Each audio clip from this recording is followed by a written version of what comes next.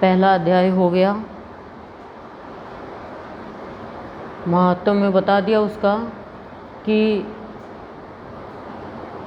पहले तो कि विद्वान है लेकिन दूसरे विद्वानों से घृणा करता है, तो उसका बैल का जन्म बताया। उसका अनेक नरकों की यातना भोगकर बैल बना और फिर किसी पंगु ने खरीद लिया। 7-8 साल तक बोझा ढोता रहा और फिर उसको पुण्य कर्म किया हुआ किसी ने दिया तो उसे मुक्ति मिली। बताया ना, पाप कर्म का फल। इसलिए मनुष्य जीवन मिला है तो किसी को भी पाप कर्म नहीं करना चाहिए। क्या नाम था उसका? सुशर्मा। फिर पशु बना, देखो किसी से घृणा नहीं करनी चाहिए। और देखो तोता था, वो भी पाठ करता, नाम लेता भगवान का। इसमें पाठ करना है क्या? भगवान का नाम लेना है। और वो भी काम गलत करती लेकिन वो भगवान को समय देती नाम सुनने के लिए, उसका भी वो पुण्य कर्म है। तो श्रवण का बताया विशेष। लेकिन मनुष्य के अंदर कितना भी वीर रस हो, कितनी भी ताकत हो, कितनी भी शिक्षा ग्रहण कर ले, पर जब अपनों को देख के मोह पैदा हो जाता है तो फिर वो पापियों को भी अपने ऊपर हावी कर लेता है। भगवान सामने खड़े हैं फिर भी भगवान का असर नहीं है, इतना अपनों का मोह का बंधन है। जब मोह का बंधन आ गया तो वो देखो अर्जुन क्या कह रहा है कि मैं चाहे कमंडल ले लूँगा, भिक्षा मांग लूँगा, लेकिन मैं इनको नहीं मारूंगा क्योंकि ये मेरे अपने हैं। वो भूल गया कि मेरे अपने होते तो मेरी पत्नी की इज्जत लेने के लिए तैयार हो गए। हमें कितना देश निकाला दे दिया। अपनी माँ का वचन भी भूल गया कि कुंती ने क्या कहा था कि क्षत्राणियाँ उस दिन का इंतज़ार करती है कि उसकी संतान, उसका पति विजय श्री प्राप्त करके मुंह दिखाए। वो भूल गया। क्यों? मोह ने बांध लिया। मोह के कारण वो खुद दुखी हो जाएगा, लेकिन अपना यदि कोई अधर्म भी कर रहा है तो उसके लिए वो कोई भी निर्णय नहीं ले सकेगा, भगवान का कहना भी नहीं मानेगा। पर भगवान जिसके सामने है तो भगवान आज उसको बताएंगे कि अर्जुन तूने ये बातें बताई है ये तो कमजोरी है। तो कुल मिला के कमज़ोर कौन है?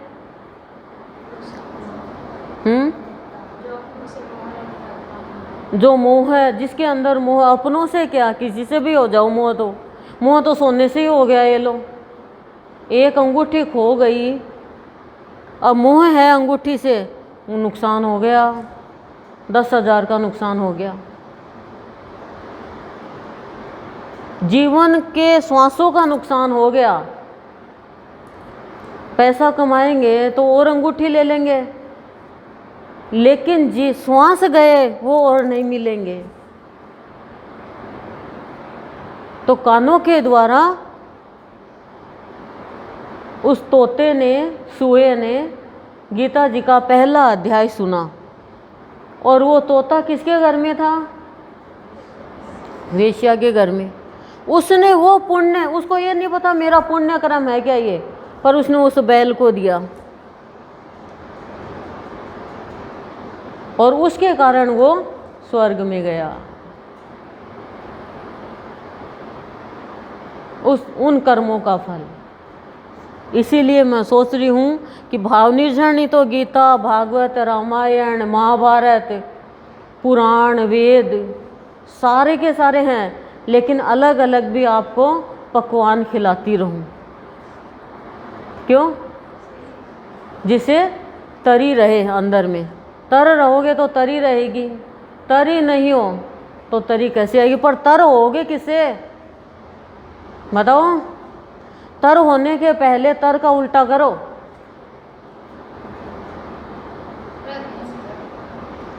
बस तुम गाती हो रत हो जाऊं तर हो जाऊं, सब शब्दों पे ध्यान नहीं है, रत हो जाऊं तर हो जाऊं,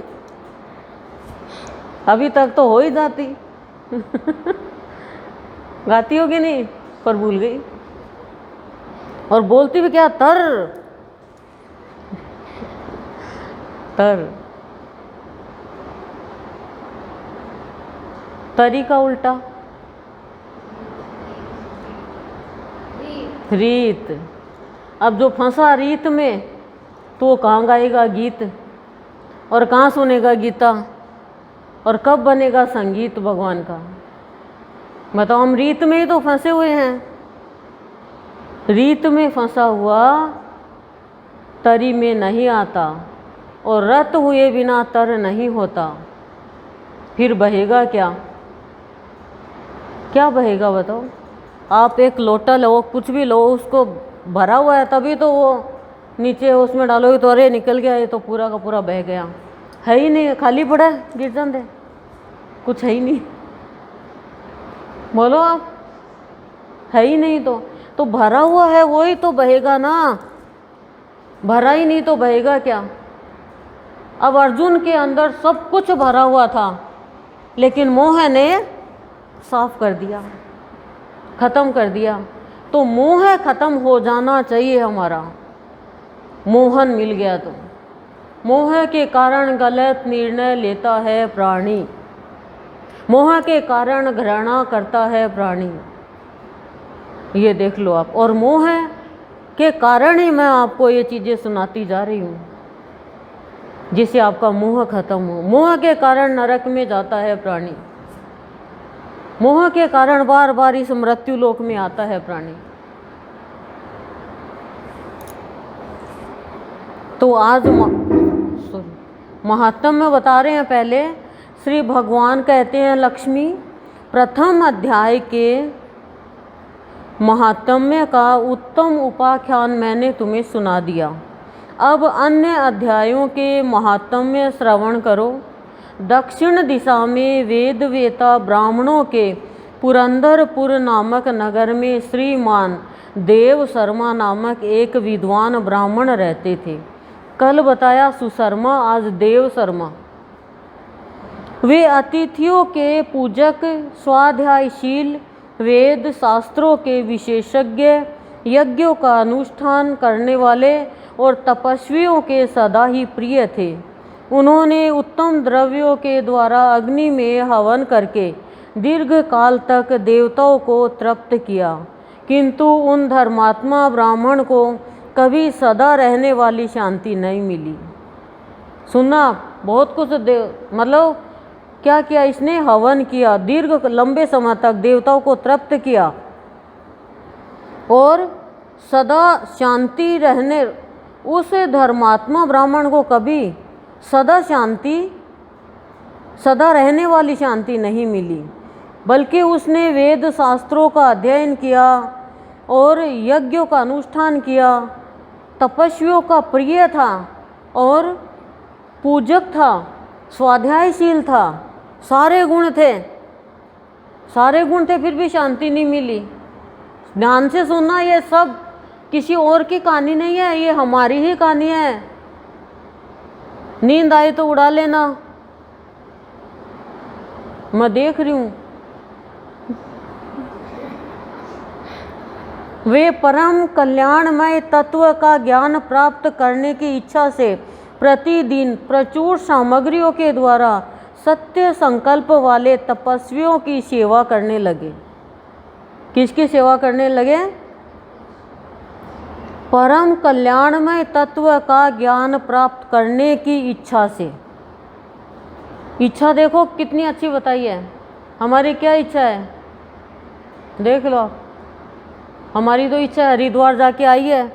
मतलब मुझे बड़ा आश्चर्य होता है, कोई मर जाता है और वो हरिद्वार, वो अपन फूल बोलते हैं हड्डी दांत को, कि वो चढ़ा के, फिर भी लोग उसके हाथ लगा रहे, ले तू हरिद्वार जाके आया। एक ने कहा ले मेरी काख में हाथ दे तू सामने ही, तुम मैं हरिद्वार जाके मिलट। तो बोले कि तू क्यों फालतू बात करते क्यों फालतू बात करते हो? ये कोई बात हुई? देखा देखी खाली, ठीक है। दूसरे दिन उसने रोटी खाई, थाली उठा ली, मेरा हाथ लगा मेरे। क्यों?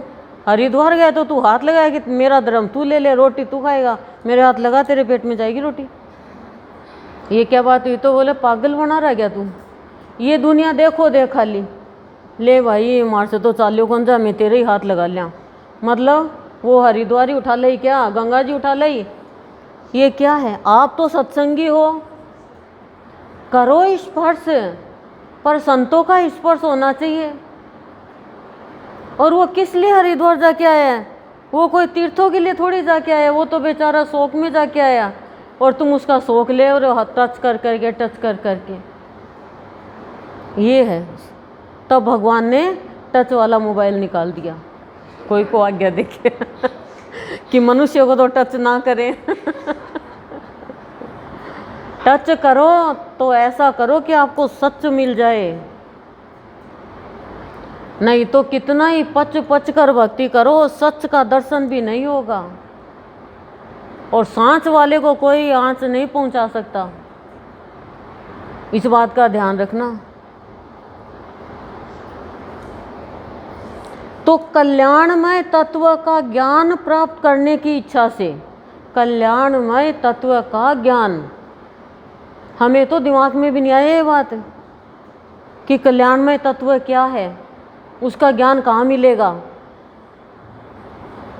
प्रतिदिन प्रचुर सामग्रियों के द्वारा सत्य संकल्प वाले, प्रतिदिन यानी रोज, प्रचुर यानी फुल सामग्रियों के द्वारा सत्य संकल्प वाले तपस्वियों की सेवा करने लगा। सत्य संकल्प वाले कि संकल्प जिसने किया कि मैं तो सत्य ही बोलूँगा, सत्य ही पहनूंगा, सत्य ही ओढ़ूंगा, सत्य ही ग्रहण करूँगा। इस प्रकार शुभ आचरण करते हुए उन्हें बहुत समय बीत गया। देखो आप एक एक चीज़ पे ध्यान देना। शुभ आचरण, महत्व किसका है? शुभ आचरण का। और शुभ आचरण कब होगा? जब कल्याणमय तत्व की इच्छा होगी और जो सत्य संकल्प जिसने ले लिया उसकी सेवा करोगे। तदंतर एक दिन पृथ्वी पर उनके समक्ष एक त्यागी महात्मा प्रकट हुए। उसके बाद एक त्यागी महात्मा प्रकट हुए। वे पूर्ण अनुभवी, अहंकार, आकांक्षा रहित, नासिका के अग्रभाग पर दृष्टि रखने वाले तथा शांत चित्त थे। त्यागी का रूप बताया है कि वो अनुभवी तो थे लेकिन पूर्ण अनुभवी और आकांक्षा रहित। त्यागी का विशेष गुण क्या होता है? आकांक्षा रहित। और हमारे अंदर तो वाह वाह वाह आकांक्षा, और उसे इतने पाप होते हैं एक आकांक्षा से। नासिका के अग्रभाग पर दृष्टि रखने वाले, ये विष्णु का ध्यान होता है यहाँ पे। मतलब ध्यान, हम कहीं ध्यान लगाएं, हमारी दृष्टि कहीं रखें तो वो दृष्टि वहीं रहेगी। चाहे आप यहाँ रखो, चाहे आप यहाँ बीच में रखो भ्रकुटी में, चाहे आप जिह्वा पे ध्यान रखो, चाहे अधरों पे रखो, चाहे यहाँ पे रखो, हर जगह भगवान का वास है। चाहे श्वासों पे रखो। क्यों रखा जाता है ये ध्यान? क्यों रखा जाता है? जिससे हमारे अंदर में कोई उल्टे सीधे विचार नहीं आए, बस इसीलिए ध्यान रखा जाता है। नहीं हमारा ध्यान रहेगा तो विचार आएंगे, सोच चलेगी। और ध्यान नाक पे कर दिया, भ्रकुटी में कर लिया, या हृदय में कर लिया, श्वासों पे कर लिया, तो फिर विचार नहीं आएंगे, हमारा ध्यान वही रहेगा। इसलिए ऐसा कुछ पॉइंट बताया जाता है। निरंतर परमात्मा के चिंतन में संलग्न हो वे सदा आनंद विभोर रहते थे। देव शर्मा ने उन नित्य संतुष्ट तपस्वी को शुद्ध भाव से प्रणाम किया और पूछा, महात्मन मुझे शांतिमय स्थिति कैसे प्राप्त होगी? त्यागी के लक्षण बताई दिए सारे कि वो उनका मतलब पूर्ण अनुभवी, आकांक्षा रहित, नासिका के अग्रभाग पर दृष्टि रखने वाले शांत चित्त निरंतर परमात्मा के चिंतन में संलग्न हो वे सदा आनंद विभोर रहते थे। इस बात का आप ध्यान रखना, जो परमात्मा का चिंतन करता रहता है तो परमात्मा उसे आनंद में विभोर कर देते हैं। और हम चिंतन करते हैं, 4 बजे आप रोज़ सत्संग में आते हो, हे राम 4 बजे जानो गीता जी चल रही है, हे राम 4 बजे जानो गीता जी चल रही है। आपका ये चिंतन भी चिंता का रूप ले लेता है, जबकि तो 4 बजे से सत्संग तो रोज ही होता है, कोई अलग से तो हो ही नहीं रहा, लेकिन जानो गीता जी चल रही है, रे राम सोना नहीं है, गीता जी चल रही है। गीता जी चल कहाँ रही है? पैर है क्या गीता जी के? गीता जी का पाठ चल रहा है, अध्याय चल रहा है, लेकिन गीता जी का रूप क्या है? 5 क्या है? मुख, 10 हाथ भुजा, और 1 उदर, और 2 चरण कमल। ये है गीता जी का भगवान का रूप है। तब गीता जी चलती है सबके जीवन में। देव शर्मा उन नित्य संतुष्ट तपस्वी को शुद्ध भाव से प्रणाम किया और पूछा, महात्मन मुझे शांति में स्थिति कैसे प्राप्त होगी? आप भी कभी कहते हो गुरुदेव बाबा को, हे मेरे इष्ट देव, आराध्य देव, मेरे जीवन की स्थिति शांतिमय कब होगी, प्रेममय कब होगी, भक्तिमय कब होगी, शुद्धमय कब होगी? अरे कभी तो शुद्ध भाव से प्रणाम किया करो अपने भगवान को। प्रणाम करना ही भूल जाते हो, क्यों? लेट आते हो। लेट आते हो, प्रणाम कहाँ से करोगे? भगवान कह रहे मैं करूँगा उन्हें तो प्रणाम। मैं करता हूँ उनको, धन्य है उनका जीवन। लेट के जाना, लेट आना। बोलो, मोटा ताजा होना। तब उन आत्मज्ञानी संत ने देव शर्मा को शवपुर ग्राम के निवासी मित्रवान का, जो बकरियों का चरवाहा था, परिचय दिया और कहा वही तुम्हें उपदेश देगा, वही तुम्हें उपदेश देगा। चरवाहा के पास भेजा है, गांव का नाम बता दिया और वो तुम्हें उपदेश देगा। तपस्वी ने भेज दिया, ठीक है। यह सुनकर देव शर्मा ने महात्मा के चरणों की वंदना की और समृद्धिशाली शवपुर ग्राम में पहुंचकर उसके उत्तर भाग में एक विशाल वन देखा। उसी वन में नदी के किनारे एक शिला पर मित्रवान बैठा था। उसके नेत्र आनंद तिरेक से निश्चल हो रहे थे। वह अपलक दृष्टि से देख रहा था। वह स्थान आपस का स्वाभाविक बैर छोड़कर एकत्रित हुए परस्पर विरोधी जंतुओं से घिरा था। वहाँ उद्यान में मंद मंद वायु चल रही थी। मृगों के झुंड शांत भाव से बैठे थे और मित्रवान दया से भरी हुई आनंदमयी मनोहारिणी दृष्टि से पृथ्वी पर मानो अमृत छिड़क रहा था। इस रूप में उसे देखकर देव शर्मा का मन प्रसन्न हो गया। वे उत्सुक होकर बड़ी विनय के साथ मित्रवान के पास गए। मित्रवान ने भी अपने मस्तक को किंचित नवाकर देव शर्मा का सत्कार किया। तदंतर विद्वान देव शर्मा अनन्य चित्त से मित्रवान के समीप गए और जब उसके ध्यान का समय समाप्त हो गया, उस समय उन्होंने अपने मन की बात पूछी। महाभाग, मैं आत्मा का ज्ञान प्राप्त करना चाहता हूँ। मेरे इस मनोरथ की पूर्ति के लिए मुझे किसी ऐसे उपाय का उपदेश कीजिए जिसके द्वारा सिद्धि प्राप्त हो चुकी हो। आत्मा का ज्ञान, बिना आत्मा के ज्ञान के शांति नहीं मिलेगी। और आत्मा का ज्ञान उसे होगा, किसे होगा?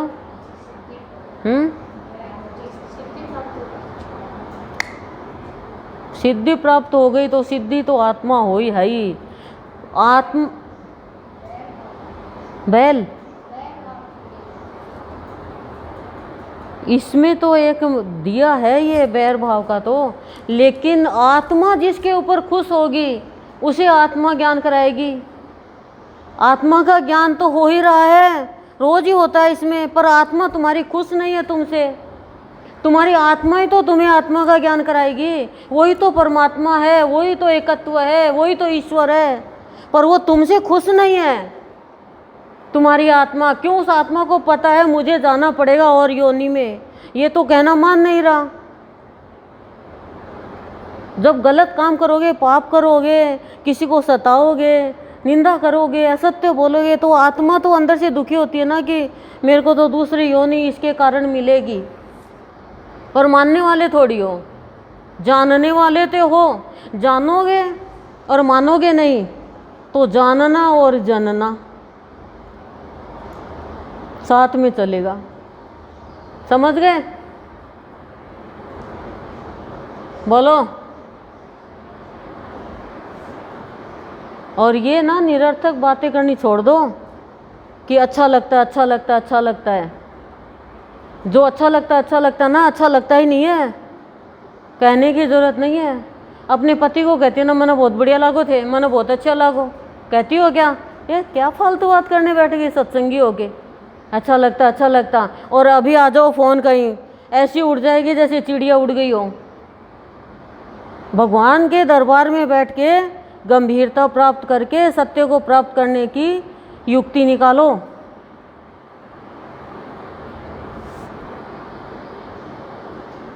आत्मा आपकी, आप सुनते नहीं हो ना। मैंने 3-4 बार बताया आत्मा का ही आपको कि आपकी आत्मा आपसे खुश नहीं है, लेकिन आप भूल गए समय पे। बताया ना? हेलो, सबको बताया ना, पर भूल गए। तो आपकी आत्मा कैसे खुश होगी आपसे? कैसे खुश होगी? आप अभी त्यागी की बताई, पूर्ण त्यागी की बताई, पूर्ण अनुभवी की बताई, तब आत्मा खुश होगी। आत्मा खुश होगी, आज मैंने खीर खाई, आज मैंने हलवा खाया, आज मैंने अच्छी अच्छी चीज़ खाई। अरे आत्मा को चाहिए क्या? ये तो तुम शरीर को दे रहे हो। आत्मा को तो ज्ञान की बातें दो, तब आत्मा खुश होगी। सबका अच्छा सोचो, आत्मा का गुण तो लो, तब आपको आत्मज्ञान होगा। नहीं तो आत्मज्ञानी भी आपको आत्मज्ञान नहीं करा सकेगा। ये ध्यान रखो आप, आत्मज्ञानी भी आपको आत्मज्ञान नहीं करा सकता यदि आपकी आत्मा आपसे खुश नहीं है तो।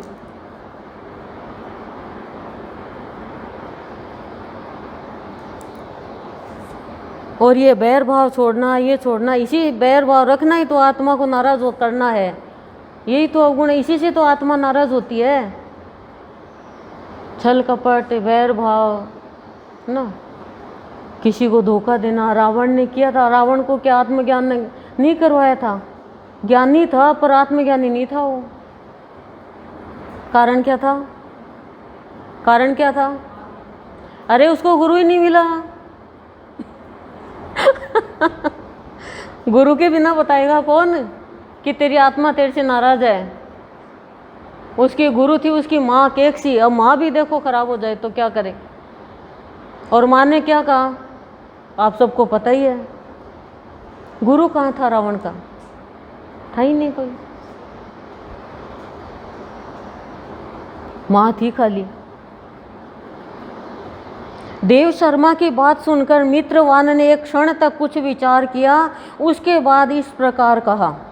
देव शर्मा जब मित्रवान से मिला चरवाहे से, तो एक क्षण तक विचार करके उसने कहा, क्या कहा सुनना। विद्वान, एक समय की बात है, मैं वन के भीतर बकरियों की रक्षा कर रहा था। इतने में ही एक भयंकर व्याघ्र पर मेरी दृष्टि पड़ी, जो मानो सबको ग्रस लेना चाहता था। मैं मृत्यु से डरता था, इसलिए व्याघ्र को आते देख बकरियों के झुंड को आगे करके वहाँ से भाग चला, किंतु एक बकरी तुरंत ही सारा भय छोड़कर नदी के किनारे उस बाघ के पास बेरोक टोक चली गई। फिर तो व्याघ्र भी द्वेष छोड़कर चुपचाप खड़ा हो गया। उसे इस अवस्था में देखकर बकरी बोली, व्याघ्र, तुम्हें तो अभीष्ट भोजन प्राप्त हुआ है, मेरे शरीर से मांस निकालकर प्रेम पूर्वक खाओ न। तुम इतनी देर से खड़े क्यों हो? तुम्हारे मन में मुझे खाने का विचार क्यों नहीं हो रहा है? देखो खुद कह रही है बकरी व्याघ्र को कि मुझे खाओ, तुम क्यों नहीं खा रहे हो मुझे?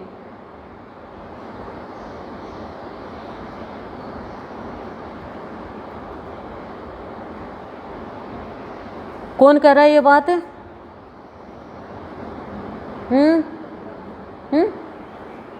कौन? सुनना ही नहीं मेरे को तो। मित्रवान कह रहा है चरवाहा। व्याघ्र बोला बकरी, इस स्थान पर आते ही मेरे मन से द्वेष का भाव निकल गया।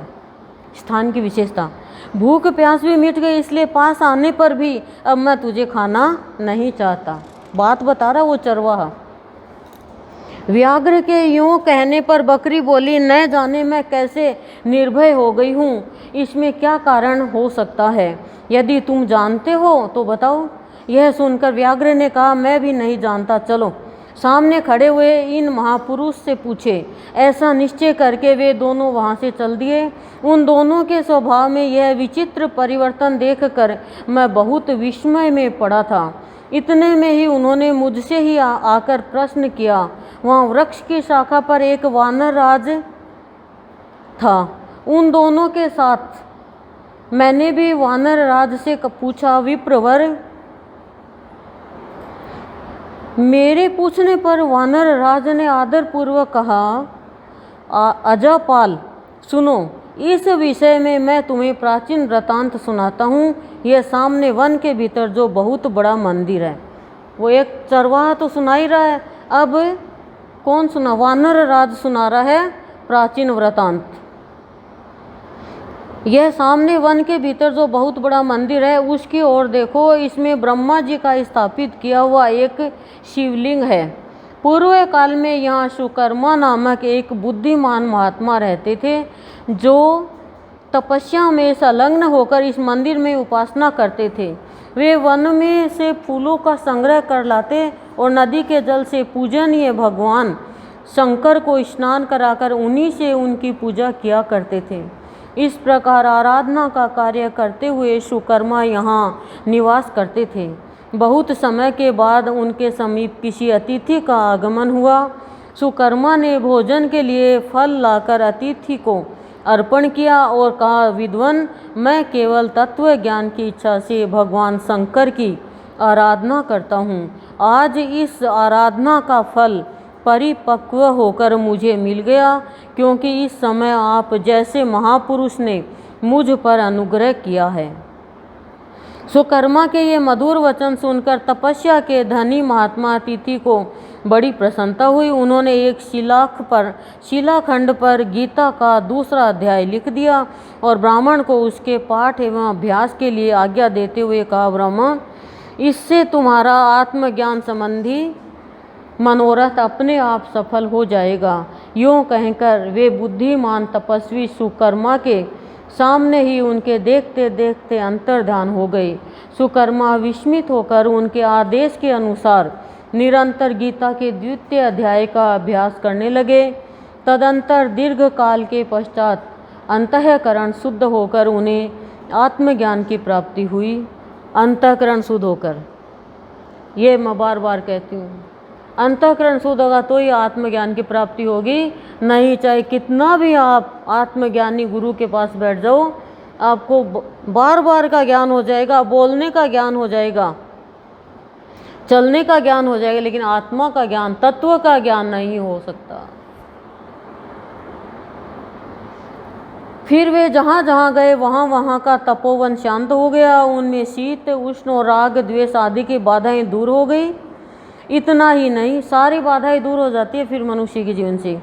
इतना ही नहीं, उन स्थानों में भूख प्यास का कष्ट भी जाता रहा तथा भय का सर्वथा अभाव हो गया।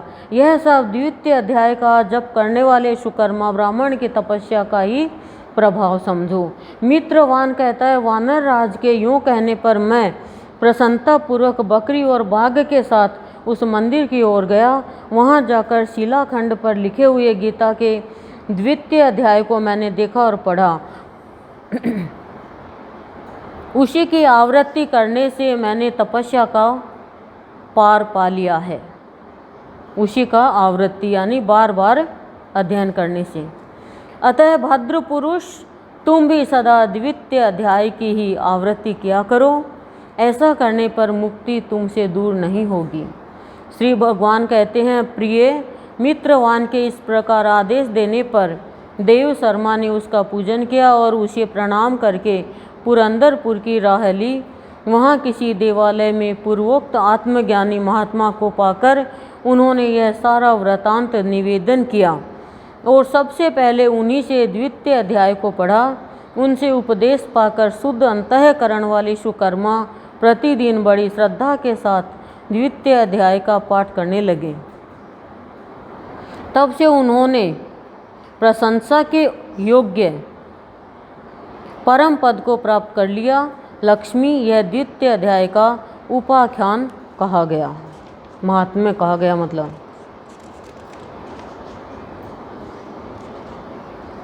अब दूसरा अध्याय है, ये ध्यान से सुनना।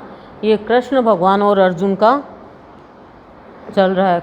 कल तो था अर्जुन संवाद, उसमें धृतराष्ट्र है वो संजय को बोलता है कि क्या चल रहा है, और दुर्योधन पांडवों की सेना को देख करके द्रोणाचार्य से कह रहे हैं कि इनकी इतनी बड़ी सेना है, घबरा गया हो। तब भीष्म पितामह ने उन सब का शंख सुना, इतनी तेज ध्वनि हुई कि दुर्योधन खूब तेज डर गया। तब भगवान भीष्म पितामह ने अपना शंख बजा करके दुर्योधन का डर निकाला, और भगवान उपदेश दे रहे हैं। तो वो डर गया सेना को देख के दुर्योधन, लेकिन अर्जुन कह रहा है कि मैं देखूं तो सही कि मेरे से युद्ध करने के लिए कौन कौन आया है। और अर्जुन देख करके अपनों से मोह पैदा हो गया और कह दिया मैं कैसे मारूं इनको, कोई मेरा भाई है, चचेरा भाई है, कोई ये मेरे भीष्म पितामह है, ये मेरे गुरु है जिन्होंने मुझे विद्या सिखाई, ये पाप मैं नहीं करूँगा। कृष्ण, मेरा गला सूख रहा है, होठ सूख रहे हैं, हाथ कांप रहे हैं, मेरा शरीर में कंपन हो रहा है, गांडीव छूट गया, रथ के पीछे जाके बैठ गया। अब भगवान क्या कह रहे हैं आज? संजय बोले कि पूर्वोक्त प्रकार से करुणा करके व्याप्त और आंसुओं से पूर्ण तथा व्याकुल नेत्रों वाले शोक युक्त उस अर्जुन के प्रति भगवान मधुसूदन ने यह वचन कहा। भगवान कह रहे हैं उसकी अर्जुन की हालत देख करके, हे अर्जुन, तुमको इस विषम स्थल में यह अज्ञान किस हेतु से प्राप्त हुआ? ये तेरे प्रतिकूल है ये स्थल, ये जगह, और तुझे ये अज्ञान कैसे प्राप्त हो गया? कौन सा ज्ञान? मोह का, अपनों से मोह का आकर्षण, जो तुझे, तू इनको नहीं मारेगा तो ये तुझे मार डालेंगे, और इनका तो मरना निश्चित है। यहाँ पर तू नहीं मारेगा तो मेरे को मारना पड़ेगा, और मारूंगा तो मैं, नाम तो तेरा होगा खाली। तो भगवान समझा रहे हैं कि ये विषम स्थल पर यह अज्ञान किस हेतु से प्राप्त हुआ, क्योंकि यह न तो श्रेष्ठ पुरुषों से आचरण किया गया है, न स्वर्ग को देने वाला है, न कीर्ति को करने वाला है। कि तेरे को कुछ नहीं देगा, ना तो तेरी कीर्ति बढ़ाएगा, न तुझे स्वर्ग मिलेगा, और न ये श्रेष्ठ पुरुषों का आचरण है जो तू ये कर रहा है। ये तू कैसे कर रहा है? देखो, भगवान को तो ये अज्ञान लग रहा है, और उधर धृतराष्ट्र को गुस्सा आ रहा है कि ये कृष्ण अपना सारथीपना भूलकर और उपदेश दे रहा है। जब अर्जुन कह ही रहा है मुझे युद्ध नहीं करना, तो फिर ये कृष्ण क्यों पीछे पड़ रहा है? क्यों इसको सिखा रहा है झगड़ा? क्यों युद्ध करने की कह रहा है? ये कृष्ण कभी से ही अच्छा नहीं था, उपदेश दे रहा है ये, क्योंकि धृतराष्ट्र को इतना तो ज्ञान है ही ना कि अर्जुन में तो शक्ति पूरी है। इसलिए हे अर्जुन, नपुंसकता को मत प्राप्त हो, यह तेरे योग्य नहीं है। हर प्राणी के लिए यही भाव है, हर प्राणी नपुंसक है। यदि वो भगवान का उपदेश सुनकर, हमारे गुरुदेव की संत मणि की बातें सुनकर, भाव निर्जन की अमृतवाणी लेकर भी अर्जुन के जैसा है, तो वो सोचता है, पता नहीं क्या सोचता है, सबका अलग अलग सोचता है। क्या बोलें अब? नहीं, कुछ नहीं कर सकता। लेकिन उनके सामने कृष्ण था। आज कलयुग में हमारे सामने कृष्ण है साक्षात, लेकिन हम अंदर से सरल नहीं है, तो फिर कृष्ण होते हुए भी हमारे लिए ग्वाला है। और दुर्योधन के जैसी। हे परंतप, तुच्छ हृदय की दुर्बलता को त्याग कर युद्ध के लिए खड़ा हो। भगवान कह रहे हैं, लेकिन दुर्योधन धृतराष्ट्र को गुस्सा आ रहा है। अच्छी बात बुरे व्यक्ति को अच्छी बात बुरी लगेगी। वो कहेगा बदमाश है। सोचो सोचो, मेरे को बहुत हंसी आती है, लोग ऐसे कहते हैं तो ये बदमाश है, जबकि वो कृष्ण भगवान को ही तो कहा ना, धृतराष्ट्र ने भी ये तो बदमाश है। लेकिन वो बदमाश नहीं थे, वो बादशाह था, है वो। और जो भगवान को अपना सब कुछ मानता है, भगवान उसकी बादशाही चलाते हैं। तब अर्जुन बोले कि हे मधुसूदन, मैं रणभूमि में भीष्म पितामह और द्रोणाचार्य के प्रति किस प्रकार बाणों करके युद्ध करूंगा। मधुसूदन नाम देखो भगवान के, मधु नाम के असुर को मारा था। मधुसूदन, मधु नाम के असुरों का वध कर रहे वो मधुसूदन। और हम क्या करते हैं, मंगलवार को पैदा हो गया मंगलिया क्या वो मंगल कर देगा क्या? हनुमानिया, हनुमान जी का नाम बिगाड़ दिया, हनुमानिया। ये नाम तो निकाल लेंगे, लेकिन काम क्या करेंगे? क्योंकि हे अरिसूदन, मधुसूदन अरिसूदन, अरिसूदन मतलब शत्रुओं का नाश करने वाला, हरि यानी शत्रु। वे दोनों ही पूजनीय है, द्रोणाचार्य और भीष्म पितामह, तो मैं उनके ऊपर बाण नहीं चलाऊंगा। साफ कह दिया। इसलिए इन महानुभाव गुरुजनों को न मारकर इस लोक में भिक्षा का अन्न भी भोगना कल्याणकारक समझता हूँ। देखो, भिक्षा मांग लूँ अन्न के लिए, पर इनको नहीं मारूंगा। भगवान को हंसी आ रही है सुन के। क्यों? भगवान करे तुझे यह ज्ञान कैसे प्राप्त हो गया? इसे तो तेरी कीर्ति खराब हो जाएगी, तुझे नरक मिलेगा। क्योंकि गुरुजनों को मारकर भी इस लोक में रुधिर से सने हुए अर्थ और काम रूप भोगों को ही तो भोगूंगा। ज्ञान दे रहा है भगवान को। और हम लोग यह भी नहीं जानते कि हमारे लिए क्या करना श्रेष्ठ है, अथवा यह भी नहीं जानते कि हम जीतेंगे या हमको वे जीतेंगे। और जिनको मारकर हम जीना भी नहीं चाहते, वे ही धृतराष्ट्र के पुत्र हमारे सामने खड़े हैं। जिनको मारकर हम जीना भी नहीं चाहते, वही तो हमारे सामने खड़े हैं। इसलिए कायरता रूप दोष करके उपहत हुए स्वभाव वाला और धर्म के विषय में मोहित चित्त हुआ मैं आपको पूछता हूँ, जो कुछ निश्चय किया हुआ कल्याणकारक साधन हो वह मेरे लिए कहिए, क्योंकि मैं आपका शिष्य हूँ। कि मेरे लिए रास्ता सही नहीं है, मेरे लिए कल्याणकारक रास्ता वो बताओ। ये तो भोके मैं पाप करूँगा, नरक में जाऊँगा, तो ये मैं तो मारूँगा नहीं इनको। इसलिए आपके शरण हुए मेरे को शिक्षा दो, इसलिए आपके शरण हुए मेरे को शिक्षा दो। मैं आपका शिष्य हूँ, मैं आपकी शरण में आया हूँ, मुझे आप शिक्षा दो। ज्ञान भगवान को दे रहा है कि मैं ये काम नहीं करूँगा, ठीक है? ये हम ही हैं, हम ही कह रहे हैं। भगवान तो हमें रोज शिक्षा दे रहे हैं भाव निर्जरणी के द्वारा। तर तरी भर बहे, पर भूल गए। बहे भरेंगे तभी तो बहेंगे ना, भरी नहीं। कैसे नहीं भरा? पानी से पेट भर लिया, रोटी से पेट भर लिया, वही बह रहे हैं। ये पेट भरना नहीं है, क्या है ये? भरना। भाव से भरना, ज्ञान से भरना, तभी तो कहेंगे ना कोई बात।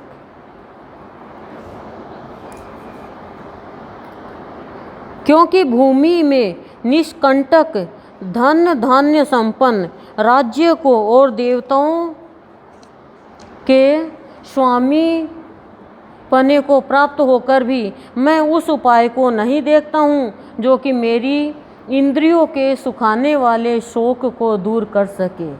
साफ कह दिया।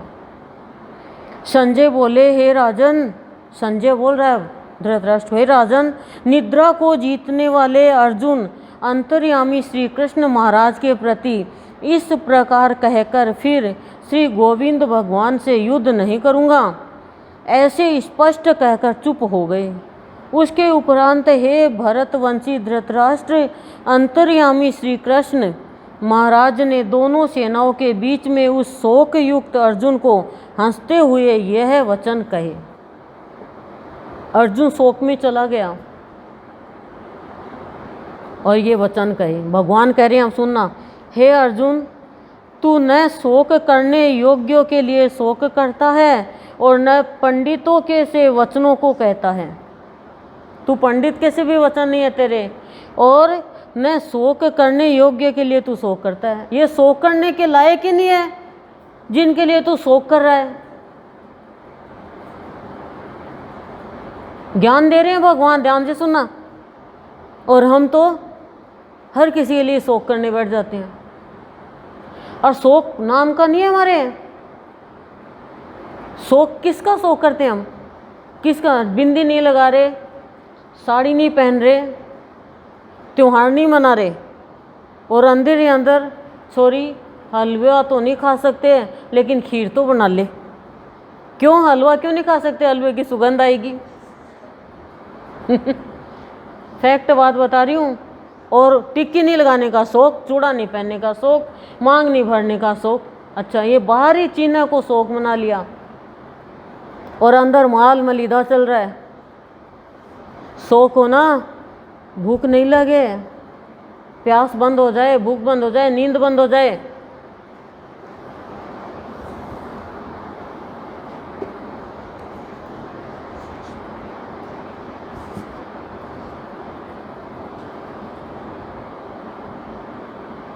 परंतु पंडित जन जिनके प्राण चले गए हैं उनके लिए, और जिनके प्राण नहीं गए हैं उनके लिए भी शोक नहीं करते।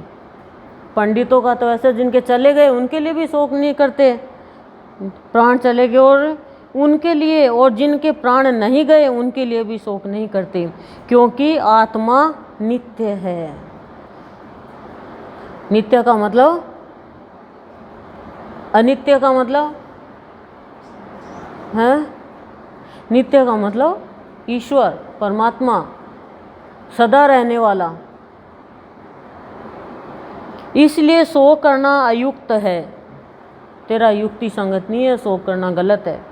वास्तव में न तो ऐसा ही है कि मैं किसी काल में नहीं था, अथवा तू नहीं था, अथवा यह राजा लोग नहीं थे, और न ऐसा ही है कि इससे आगे हम सब नहीं रहेंगे, किंतु जैसे जीवात्मा की इस देह में कुमार, युवा और वृद्ध अवस्था होती है, वैसे ही अन्य शरीर की प्राप्ति होती है। शरीर की अवस्था बता रहे हैं। उस विषय में धीर पुरुष नहीं मोहित होता है, अर्थात जैसे कुमार, युवा और जरा अवस्था रूप स्थूल शरीर का विकार अज्ञान से आत्मा में भासता है, यानी महसूस होता है, वैसे ही एक शरीर से दूसरे शरीर को प्राप्त होना रूप सूक्ष्म शरीर का विकार भी अज्ञान से ही आत्मा में भासता है। इसलिए तत्व को जानने वाला धीर पुरुष इस विषय में नहीं मोहित होता है। तत्व को जानने वाला धीर पुरुष है, धैर्यवान है, वो कभी भी मोहित नहीं होगा किसी भी विषय पर। 3 अवस्था है शरीर की। हे कुंती पुत्र, सर्दी गर्मी और सुख दुख को देने वाले इंद्रिय और विषयों के संयोग तो क्षण भंगुर और अनित्य है। इसलिए हे भरतवंशी अर्जुन, उनको तू सहन कर। सर्दी गर्मी सुख दुख को देने वाले क्या है, किसके विषय है? इंद्रियों के। ये तो इंद्रियों के, आत्मा के विषय तो ये है नहीं, सब्जेक्ट। विषयों के संयोग तो क्षण भंगुर और अनित्य है। यही सब कुछ नहीं, अनित्य है मतलब परिवर्तनशील है। आज है, कल नहीं भी होगा। आज आपकी इंद्रियां जो लेना पसंद कर रही है, पर बीमार हो जाएगी तो यही इंद्रियां कहेगी, क्या कहेगी? एसी बंद कर दो, कूलर बंद कर दो, पंखा बंद कर दो। क्यों? कल तक तो एसी चला रखा था, कल तक बुखार नहीं थी, आज जुकाम लग रही है तो एसी बंद कर दो। तो इंद्रियों का ही तो सुख है ना, इंद्रियों का ही दुख है। तो ये अनित्य है, कल अच्छा लग रहा आज अच्छा नहीं लग रहा। इसलिए हे भरतवंशी अर्जुन, उनको तू सहन कर, क्योंकि हे पुरुष श्रेष्ठ, दुख सुख को समान समझने वाले जिस धीर पुरुष को यह इंद्रियों के विषय व्याकुल नहीं कर सकते, वह मोक्ष के लिए योग्य होता है। अब आप ध्यान कर लेना, मोक्ष के लिए योग्य कौन होता है। फिर से मैं रिपीट करती हूँ, सुख दुख को समान समझने वाले जिस धीर पुरुष को यह इंद्रियों के विषय व्याकुल नहीं कर सकते। हमें तो बहुत व्याकुल करते हैं। हम किसी के घर पे गए, हमें नाश्ता नहीं कराया तो फिर तो बस हम हमारे घर पे बुलाएंगे उसको और उसकी इंसल्ट करेंगे, उसको नाश्ता नहीं कराएंगे, उसको कहेंगे नाश्ता करेगी, हाँ तूने कराया था क्या मेरे को,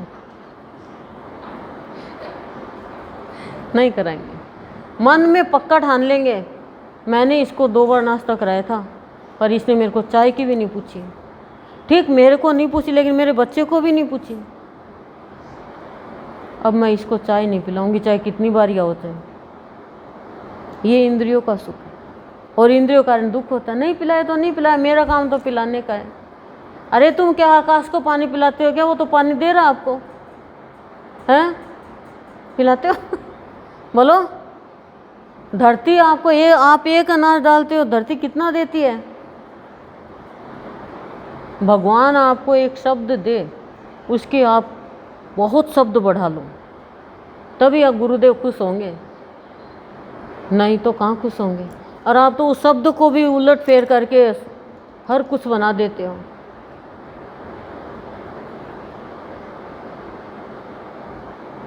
बोलो, 2 ही शब्द है, नकारात्मकता सकारात्मकता, नकारात्मक और सकारात्मक। जो आत्मा को नकार देता है वो नकारात्मक है, और जो आत्मा को स्वीकार कर लेता है यानी आत्मा ज्ञान को, वो सकारात्मक है। लेकिन आत्मा का ज्ञान किसी को नहीं चाहिए। भोग का ज्ञान करा दो अभी, देखो आप गुरुदेव की भक्ति करो, फिर आपके धन का अंबार लग जाएगा, आप जो चाहोगे वो हो जाएगा। आप कितनी भी चोरी करो, डकैती करो, कितना भी काला धंधा करो, इनकम टैक्स वाले आएंगे ना तो भी आपको कुछ नहीं कहेंगे। वाह वाह वाह, ये गुरुजी बढ़िया भाई, गुरु जैसे पाप कराओगे बोलो काला धंधा खुद करे, भगवान से भी कराए। सत्संग करने वाले को वास्तव में धन की कमी नहीं होती है, क्यों? सत्संग से पीछे का प्रारब्ध खत्म होता है, और प्रारब्ध जैसे ही खत्म होगा लक्ष्मी तो आएगी आएगी। अब भगवान को दोष देते हो, कर्म खुद खराब करते हैं। भगवान ने थोड़ी मरवाया था कौरवों को, कर्म खराब थे। धृतराष्ट्र के 101वें जन्म पहले के उसने 100 अंडों को खा लिया, पाप नहीं किया, तो भगवान का दोष था क्या? उसके तो कर्म के फल थे। आज कोई गरीब है, कोई अमीर है, कोई बिना पढ़े लिखे पैसे खूब है, कोई पढ़ा लिखा भी बेरोजगार है, किसी के संतान अच्छी है, किसी के संतान खराब है, किसी के बहू अच्छी है, किसी के बहू खराब है, किसी की सास है। ये रिश्ते हैं, ये क्या है? सब पिछले जन्म के हैं। अर्जुन के साथ ही भगवान क्यों है? क्योंकि नर नारायण की जोड़ी थी पिछले जन्म में, अर्जुन की और कृष्ण भगवान की। पिछले जन्म को तो हम देख ही नहीं सकते ना, बस हम तो एक दूसरे को ऊपर दोषारोपण करते रहते हैं। लेकिन हमें तो भावरोपण करना है। क्या करना है? आप बोल रहे हो, देख लो अपने मुंह से, झूठ मत करना। भावरोपण करना, भाव ही रोपना है। दोषारोपण, भावरोपण, पौधारोपण और नींव रोपण, मकान की नींव रोपण में भी तो जाते हो। तो हमें भावरोपण करना है, फिर देखो जीवन कितना सुंदर हो जाए। मैं तो देखो भावरोपण कर रही हूँ, अब तुम्हें भी करना है, लेओगे तो देओगे तो सही, कंजूस तो मत बनो कम से कम। ठीक है धन में कंजूस बन जाते हो, नहीं छूटता किसी से, पर भाव तो दे दो जिससे सामने वाले का जीवन सुधर जाए।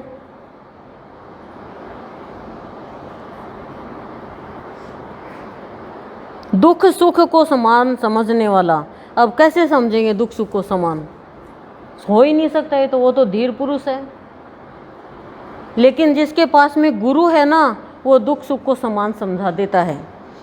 सुख आया तो डर लगता है कि दुख आएगा, दिन आया तो रात आएगी, रात का तो बड़ी उस बेसब्री से इंतजार करते हो, और सोने का इंतजाम करते हो बोलो, आधे घंटा भी लेट नहीं होनी चाहिए। और दुख का कोई इंतजार नहीं करता और कोई इंतजाम नहीं करता।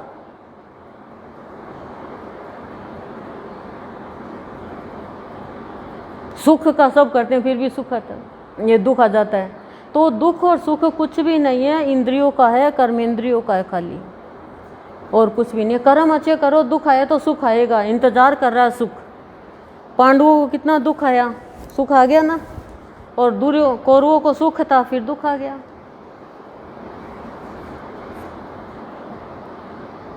धीर पुरुष को यह इंद्रियों के विषय व्याकुल नहीं कर सकते, वह मोक्ष के लिए योग्य होता है। समझ गए?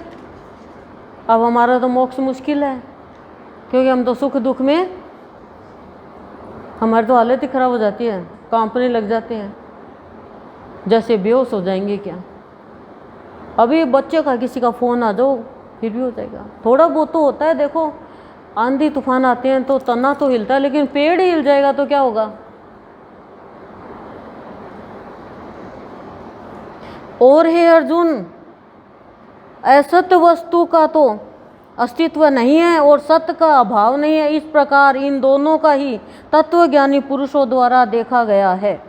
तत्वज्ञानी पुरुषों द्वारा, संसारी पुरुषों द्वारा नहीं, तत्वज्ञानी पुरुषों द्वारा। क्या क्या देखा गया है? सत्य और असत। फिर से रिपीट करती हूँ, असत वस्तु का तो अस्तित्व नहीं है, फिर भी असत वस्तु की ओर ही जा रही है। ये शरीर सत्य है क्या, ये बताओ? आत्मा सत्य है। जो परिवर्तनशील है वो असत्य है, छोटा छोटा छोटा, बड़ा बड़ा, बड़ा बड़ा, बड़ा बड़ा, बोलो। और आत्मा न छोटी न बड़ी। इस प्रकार इन दोनों का ही तत्वज्ञानी पुरुषों द्वारा देखा गया है। इस न्याय के अनुसार नाश रहित तो उसको जान कि जिससे यह संपूर्ण जगत व्याप्त है, नाश रहित तो उसको जान कि जिससे यह संपूर्ण जगत व्याप्त है, क्योंकि इस अविनाशी का विनाश करने को कोई भी समर्थ नहीं है। कि अविनाशी और नाश दोनों में अंतर तो जान, तू समझ तो सही, तू किसके पीछे बावला हो रहा है। भगवान कह रहे हैं कि ये शरीर है, ये तो मरे हुए हैं अर्जुन, सत्य तो आत्मा है, इसको तो न तू मार सकता न मैं मार सकता हूं।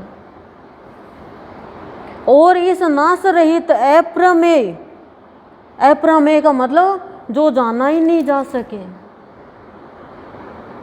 जो जान नहीं सके, यानी अपार है, पार नहीं पा सके उसको। क्योंकि इस अविनाशी का विनाश करने को कोई भी समर्थ नहीं है। और इस नाश रहित मतलब जिसका कोई नाश नहीं कर सकता, जिसको कोई जान नहीं सकता, जो अपार है, नित्य स्वरूप जीवात्मा के यह सब शरीर नाशवान कहे गए हैं, शरीर नाशवान कहे गए हैं। इसलिए हे भरतवंशी अर्जुन, तू युद्ध कर, युद्ध कर। तू कितना अच्छा ज्ञान दे दिया, सुख दुख का दे दिया, इंद्रियों का दे दिया, सत्य असत्य का दे दिया, नित्य अनित्य का दे दिया। अब आप लोगों ने कितना लिया है बताऊं? आप लोग कब ले सकते हो? देखो मैं भी पढ़ती हूँ, और पढ़ते पढ़ते मेरा भी ध्यान कहीं और डाइवर्ट हो जाता है, तो फिर मैंने क्या पढ़ा मुझे नहीं पता, और आप सुनते सुनते आपका ध्यान डाइवर्ट हो गया, तो मैंने पढ़ा। इसलिए मैं कोई विशेष बात होती है दोबारा रिपीट कर देती हूँ। पर फिर भी आपको सुननी चाहिए। अमृत है ये, संजीवनी है ये। तू युद्ध कर, भगवान कह रहे हैं। जो इस आत्मा को मारने वाला समझता है तथा जो इसको मरा मानता है, वे दोनों ही नहीं जानते, क्योंकि यह आत्मा न मरता है और न मारा जाता है। यह आत्मा किसी काल में भी न जन्मता है और न मरता है, अथवा न यह आत्मा होकर के फिर होने वाला है। कुछ भी नहीं होता, आत्मा ही है। ये नहीं आत्मा होके फिर आत्मा होने वाला है, न जन्मता न मरता, न बड़ा होता न छोटा होता। बहुत बड़ा ज्ञान दे रहे हैं। ज्ञान योग चल रहा है ये, समझ रहे हो ना। ज्ञान के बिना कर्म नहीं हो सकता, और ज्ञान के बिना भक्ति नहीं हो सकती, और ज्ञान के बिना प्राणी कहता मरना तो है ही, एक दिन मर जाऊंगा। ये लो, ज्ञान के बिना। ज्ञानी कहता नहीं, हमें तो मरना नहीं है, मुक्त होना है, क्योंकि यह जन्मा, नित्य, शाश्वत और पुरातन है। आत्मा के लिए कह रहे हैं। शरीर के नाश होने पर भी यह नाश नहीं होता है। हे प्रथा पुत्र अर्जुन, जो पुरुष इस आत्मा को नाश रहित, नित्य, अजन्मा और अव्यय जानता है, यानी ईश्वर ही जानता है, वह पुरुष कैसे किसको मरवाता है और कैसे किसको मारता है। और यदि तू कहे कि मैं तो शरीरों के वियोग का शोक करता हूँ, तो यह भी उचित नहीं है। अर्जुन को समझा रहे हैं। शरीरों का ही शोक करते हैं, आत्मा तो चली गई और जाने के बाद भूल भी जाते हैं। क्योंकि जैसे मनुष्य पुराने वस्त्रों को त्याग कर दूसरे नए वस्त्रों को ग्रहण करता है, वैसे ही जीवात्मा पुराने शरीरों को त्याग कर दूसरे नए शरीरों को प्राप्त होता है। हे अर्जुन, आप समझ गए होंगे कि जीवात्मा पुराने शरीरों को त्याग कर दूसरे नए शरीरों को प्राप्त करता है। लेकिन जो अंत समय में भी भगवान का नाम लेता है, वो भगवान के लोक में पहुंच जाता है। हे अर्जुन, इस आत्मा को शस्त्रादि नहीं काट सकते हैं, और इसको आग नहीं जला सकती, और इसको जल गीला नहीं कर सकते, और वायु नहीं सुखा सकता। ये सबसे पहले कृष्ण भगवान ने ही आत्मा का ज्ञान बताया था कि आत्मा को कोई भी नुकसान नहीं पहुंचा सकता, क्योंकि यह आत्मा अछेद्य है, यह आत्मा अदाह्य है, अक्लिद्य है और अशोष्य है, तथा यह आत्मा निसंदेह नित्य, सर्वव्यापक, अचल, स्थिर रहने वाला और सनातन है। इसको कोई छेद नहीं सकता, इसको कोई गला नहीं सकता, इसको कोई जला नहीं सकता, इसको कोई काट नहीं सकता। ये सर्वव्यापक है, सब जगह है।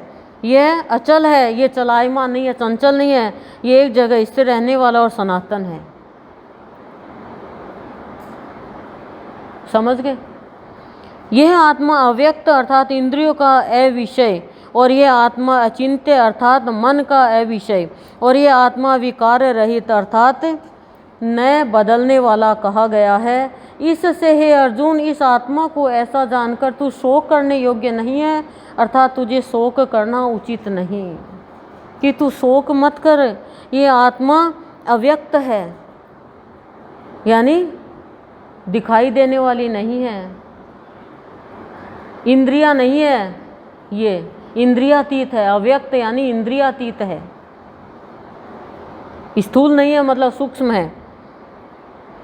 अव्यक्त है बताया, अर्थात यानी अर्थात का मतलब यानी इंद्रियों का अविषय है, इंद्रियों का विषय नहीं है। ये विषय तो देखो, आपको विषय के बारे में समझाएं तो सबका विषय अलग अलग है। विषय का मतलब सब्जेक्ट। अब दुर्योधन का विषय तो धन था खाली, और ज्ञानी का विषय ज्ञान है, कामी का विषय कामना है, भोगी का विषय भोग है, लोभी का विषय धन है। सबका अलग अलग विषय है। बच्चों का विषय खाना पीना खेलना, सबका अलग अलग विषय है। विषय के साथ वासना जुड़ती है, लेकिन आत्मा इंद्रियों का विषय नहीं है।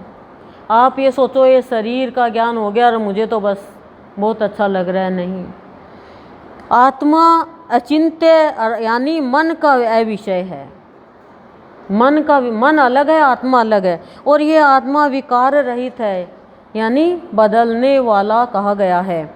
इससे हे अर्जुन, इस आत्मा को ऐसा जानकर तू शोक करने योग्य नहीं है, तू शोक मत कर। आत्मा थोड़ी मर गई जो तू शोक कर रहा है, शरीर है ये तो जाने वाला है। एक घर में लोग डेड का मतलब तो समझते थे डेड मरना। अब कोई घर पे आया कि हमारे फ़ोन पे आवाज़ नहीं आ रही, ठीक है, फ़ोन डेड हो गया, फ़ोन इज डेड, अरे हमारा फ़ोन डेड हो गया रे, कोई जीवाओ रे, ज़ोर ज़ोर से रोए, सफ़ेद कपड़ा उड़ा दिया उसको।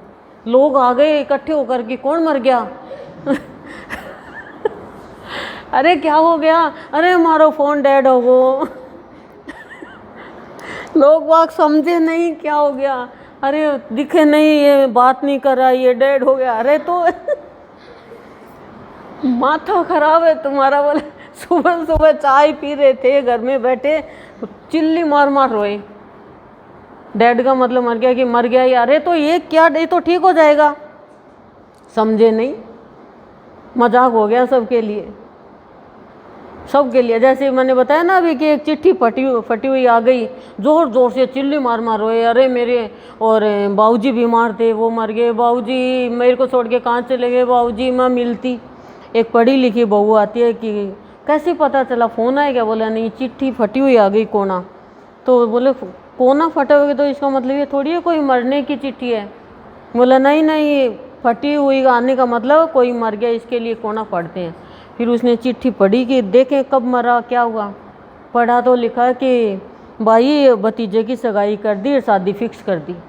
ले अरे वो चुप हो, चुप हो। बोला ना ना चुप कहीं हुआ, अरे राम रे, जोर जोर से रोए अरे तुम्हारे भतीजे की शादी की चिट्ठी आई तो कोना क्यों फटा? डाके से फट गया होगा, निकालते टाइम फट गया होगा, कैसे भी फट गया कोना तो बताओ। रोने लगे। तो ज्ञान नहीं है हमें तो हम शोक करते हैं। मेरा कहने का तात्पर्य ये है कि हमें ज्ञान नहीं है इसलिए हम शोक करते हैं, दुख करते हैं, और सभी करते हैं। जब ज्ञान हो जाएगा तो शोक नहीं करेंगे, क्योंकि हमें दिव्य दृष्टि मिल जाएगी। ज्ञान होने का मतलब दिव्य दृष्टि, फिर शोक नहीं करेंगे हम। तो भगवान उसको समझा रहे हैं कि तू शोक करना छोड़ दे, ये उचित नहीं है। क्यों? क्योंकि आत्मा तो, आत्मा के गुण बता दिए सारे, बताए ना, ध्यान से सुनना।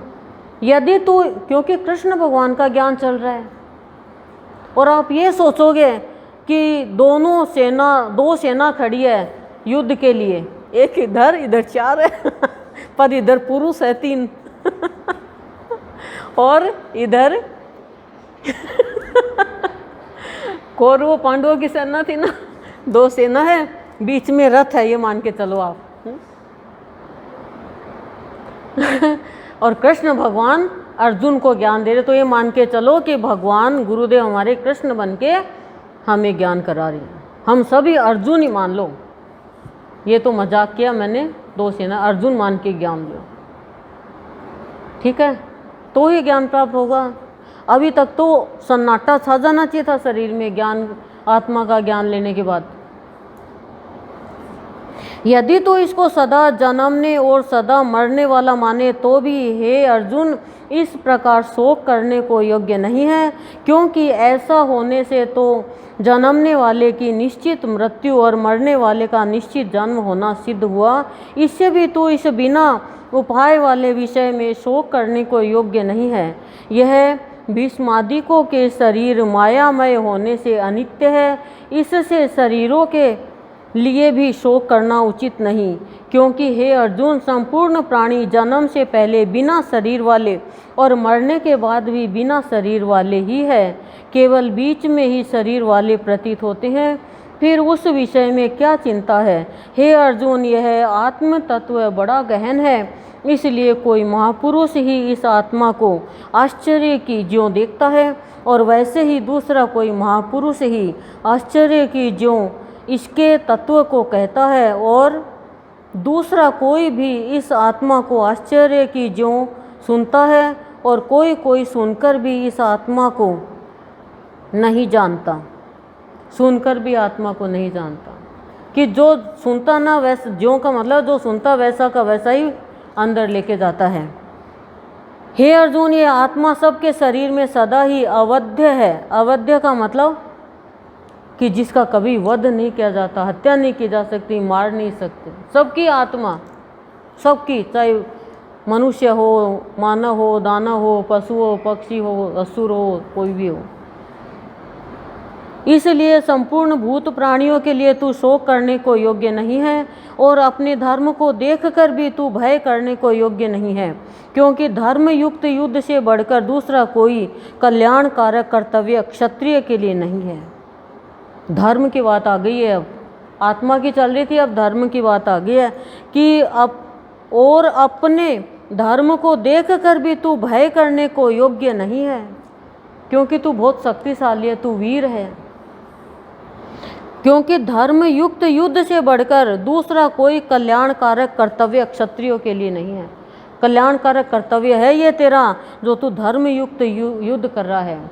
यदि अधर्म युक्त यदि तू युद्ध करे तो ये अकल्याणकारक है। हे पार्थ, अपने आप प्राप्त हुए और खुले हुए स्वर्ग के द्वार रूप इस प्रकार के युद्ध को भाग्यवान क्षत्रिय लोग ही पाते हैं, और यदि तू इस धर्म युक्त संग्राम को नहीं करेगा तो स्वधर्म को और कीर्ति को खोकर पाप को प्राप्त होगा। धर्म युक्त युद्ध को नहीं करेगा तो पाप को प्राप्त होगा और स्व कीर्ति, तेरी कीर्ति खत्म हो जाएगी। और ये सबके लिए है। हम भी धर्म युक्त जो युद्ध होता है ना, जो बात होती है, हम छुप जाते हैं। क्यों? क्योंकि अधर्मियों से डर जाते हैं। जैसे अधर्मियों से डर गए भीष्म पितामह, द्रोणाचार्य, कृपाचार्य, तो क्या हुआ? अधर्मियों की तरफ ही हो गए वो। सब के सब डर गए। अधर्मियों से कभी नहीं डरना चाहिए, अपना धर्म कभी नहीं छोड़ना चाहिए। धर्म का मतलब स्वभाव, हम तो स्वभाव बदल देते हैं, और धिक्कार है ऐसे प्राणी को जो अपना स्वभाव ही बदल देता। अरे जल अपना स्वभाव नहीं बदलता, अग्नि अपना स्वभाव नहीं बदलती, आकाश अपना स्वभाव नहीं बदलता, वायु अपना स्वभाव नहीं बदलती, धरती अपना स्वभाव नहीं बदलती, लेकिन मनुष्य बदल देता है। कभी ललचा जाता है, कभी तरस जाता है, कभी क्रोधी हो जाता है, कभी कैसा हो जाता है। जैसा संग वैसा ही जीवन हो गया। कुसंग में गए तो कुसंगी हो गए, अधर्मियों के साथ गए तो अधर्मी हो गए, झूठे लोगों के साथ गए तो झूठे हो गए। बदरंग जीवन हो गया, इंसानियत ही खत्म हो जाती है ऐसे। तो स्वकीर्ति और पाप होगा। बोलो। और सब लोग तेरी बहुत काल तक रहने वाली अपकीर्ति को भी कथन करेंगे, और वह अपकीर्ति माननीय पुरुष के लिए मरण से भी अधिक बुरी होती है। तेरी अपकीर्ति फैलेगी लंबे समय तक।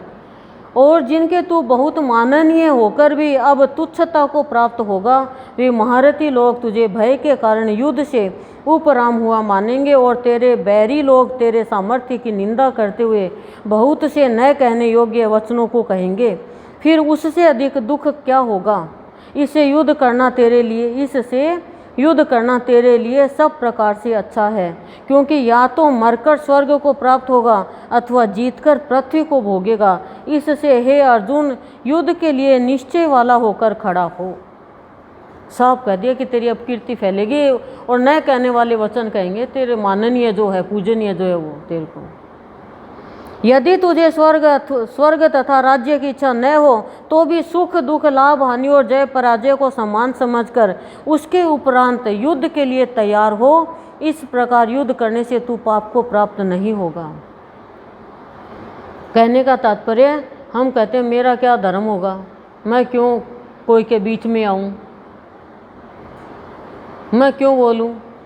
तो कृष्ण भगवान भी कह देते मैं क्यों बोलूं, गुरुदेव भी कह दे मैं क्यों बोलूं थारे बीच में। बोलो। अरे तुम्हारे अंदर भगवान का अंश है तो थोड़ा तो सोचो, थोड़ा तो समझो। कौन पराया है, कौन अपना है? अच्छे काम करो, अपना पराया देखोगे क्या?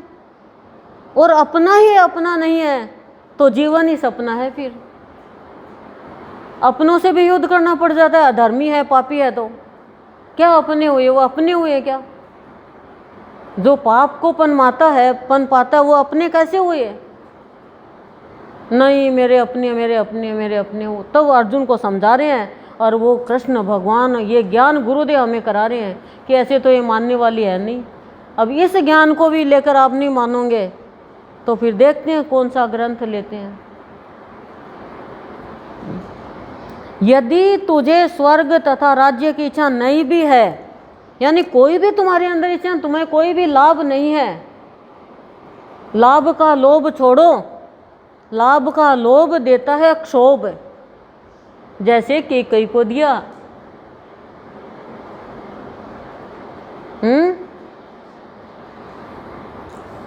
युद्ध कर। हे पार्थ, यह बुद्धि तेरे लिए ज्ञान योग के विषय में कही गई और इसी को अब निष्काम कर्म योग के विषय में सुन।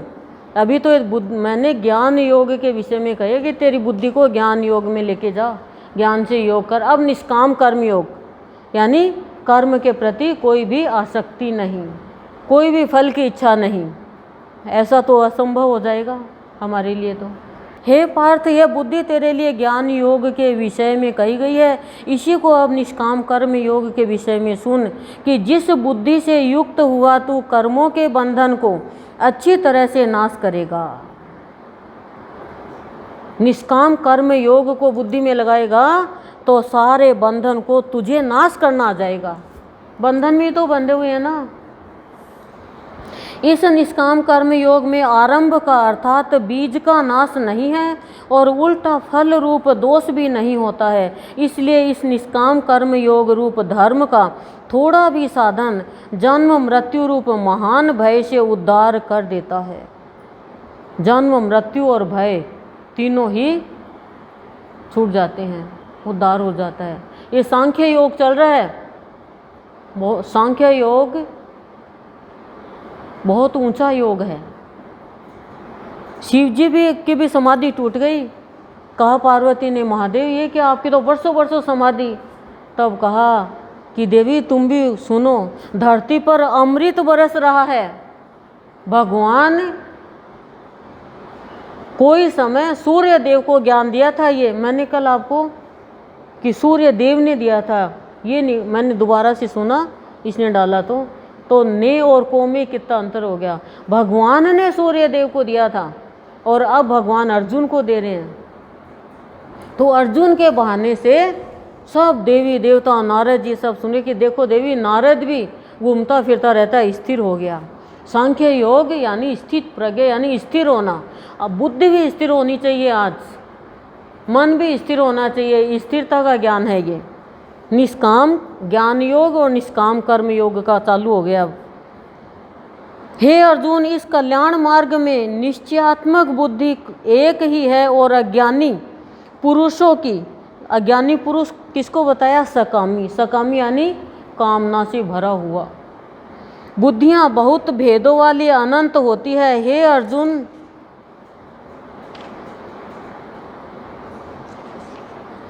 सकामी पुरुष केवल फल श्रुति में प्रीति रखने वाले, स्वर्ग कोई परम श्रेष्ठ मानने वाले, इससे बढ़कर और कुछ नहीं है ऐसे कहने वाले हैं। वे अविवेकी जन जन्म रूप कर्म फल को देने वाली और भोग तथा ऐश्वर्य की प्राप्ति के लिए बहुत सी क्रियाओं के विस्तार वाली इस प्रकार की जिस दिखाऊ शोभायुक्त वाणी को कहते हैं, दिखाऊ शोभायुक्त वाणी को कहते हैं। क्यों, कौन कहता है, सकामी पुरुष। सकामी पुरुष कौन है, कामी, विषयी, कामना से भरा हुआ। वो खाली फल, मतलब निष्काम कर्म योग में फल की इच्छा नहीं की जाती, बिना फल की इच्छा के जो काम किया जाता है। और जो ये सोचता है कि मुझे ये क्या फल मिलेगा, इसका फल मिले तो मैं ये काम करूं, नहीं तो मैं क्यों करूं। करेगा तो भी फल मिलेगा, कैसा भी कर चाहे। तो फल की इच्छा चाहेगा और नहीं चाहेगा तो कर्म करेगा तो मिलेगा फल। रोटी खाएगा, मेरी इच्छा नहीं है पेट भरने की और रोटी खा रहा है, पेट भरेगा कि नहीं भरेगा। मैं सोच रहा पेट नहीं भरना चाहिए, मैंने पेट भरने की इच्छा से रोटी नहीं खाई। बोलो तो यही फल का है। कर्म बिना इच्छा के करोगे, इच्छा से करोगे, कामना से करोगे निष्काम भाव से करोगे फल तो मिलेगा। स्वर्ग ही उनके लिए परम श्रेष्ठ है, मतलब वो चाह रखते हैं और इससे बढ़कर उनके लिए कुछ भी नहीं है, वो अविवेकी है। गुरुदेव कह इसमें कृष्ण भगवान कह रहे हैं, और उनकी भोग ऐश्वर्य को देने वाली कर्म फल की इच्छा होती है, वो अविवेकी है। इस प्रकार की दिखाऊ शोभायुक्त वाणी को कहते हैं। उस वाणी द्वारा हारे हुए चित्त वाले तथा भोग और ऐश्वर्य में आसक्ति वाले उन पुरुषों के अंतःकरण में निश्चयात्मक बुद्धि नहीं होती, कि उनकी बुद्धि निश्चय करने वाली नहीं होती है, अनिश्चय वाली बुद्धि होती है। एक बार तो निश्चय किया, निश्चय कर लिया युद्ध का, इतनी मेहनत करी, शिव जी से ज्ञान लिया, पाशुपत अस्त्र का ज्ञान लिया, इंद्र के पास जाके लिया, सबसे ज्ञान लिया, देवी के पास, देवी की भी पूजा करी, और फिर बुद्धि भी निश्चय हो गई, निश्चयात्मक बुद्धि। मैं नहीं लड़ूंगा, मैं नहीं लड़ूंगा, मेरे से मैं नहीं मारूंगा, मैं भिखारी हो जाऊंगा, पापी हो जाऊंगा, मैं नरक में चल जाऊंगा, मैं नहीं मारूंगा। तब भगवान कह रहे हैं देखो यही हमारा है, हमारा भी यही है। सत्संग में 2 बात होगी, मैं नहीं जाऊंगी सत्संग में, नहीं जा तो तेरा बिगाड़ेगी। ये तो नहीं कहते मैं नहीं जाऊंगी नौकरी में, मैं नहीं जाऊँ करूँगा नौकरी, मैं नहीं जाऊँगा दुकान पे, सुननी तो पड़ेगी। बोलो बोलो तो सही, हाँ बुलाएं तो सही कम से कम। उस वाणी द्वारा हारे हुए चित्त वाले तथा भोग और ऐश्वर्य में आसक्ति वाले उन पुरुषों के अंतःकरण में निश्चयात्मक बुद्धि नहीं होती, और हमारे जीवन में ये भोग और ऐश्वर्य की आसक्ति, यानी उसी में लिप्त। एक रात भी भूखा सोना पड़े ना तो हालत खराब हो जाए,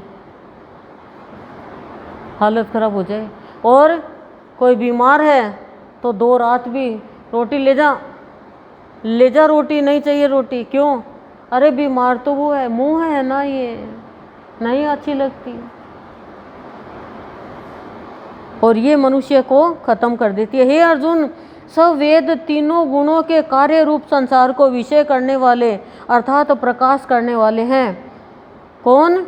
सब वेद और तीनों गुणों के कार्य रूप, इनके जो कार्य का रूप है ना, वो संसार को विषय करने वाले अर्थात प्रकाश करने वाले हैं। इसलिए तू असंसारी यानी निष्कामी और सुख दुख द्वंद्वों से रहित नित्य वस्तु में स्थित तथा योग क्षेम को न चाहने वाला और आत्मपरायण हो, क्योंकि मनुष्य का सब ओर से परिपूर्ण जलाशय के प्राप्त होने पर छोटे जलाशय में जितना प्रयोजन रहता है, अच्छी प्रकार ब्रह्मा को जानने वाले ब्राह्मण का भी सब वेदों में उतना ही प्रयोजन रहता है। यानी जैसे बड़े जलाशय के प्राप्त हो जाने पर जल के लिए छोटे जलाशयों की आवश्यकता नहीं रहती, वैसे ही ब्रह्मानंद की प्राप्ति होने पर आनंद के लिए वेदों की आवश्यकता नहीं रहती। जब ब्रह्मानंद की प्राप्ति होती है तो वेद की कोई ज़रूरत नहीं होती है। जब छोटी चीज़ जब तक ही अच्छी लगती है, जब तक बड़ी चीज़ नहीं होती। अब आप छोटे थे, आपके कपड़े होते हैं, ठीक है, अब बड़े हो गए, अब आपके काम के तो है नहीं, हो है क्या? पहन लो, बताओ, काम के तो है नहीं, चाहे मन ललचा लो उसको कि मेरे हैं, ये मेरे, किसी को दूंगी नहीं, मेरे हैं। अरे तेरे काम के ही नहीं है तो किसी को दे दे, ज़रूरतमंद को ना, ये मेरे को अच्छे बहुत लगते हैं। अब बताओ ये क्या बुद्धि है? निश्चयात्मक बुद्धि है ये। तो भगवान कह रहे हैं कि हे अर्जुन, क्या बताया?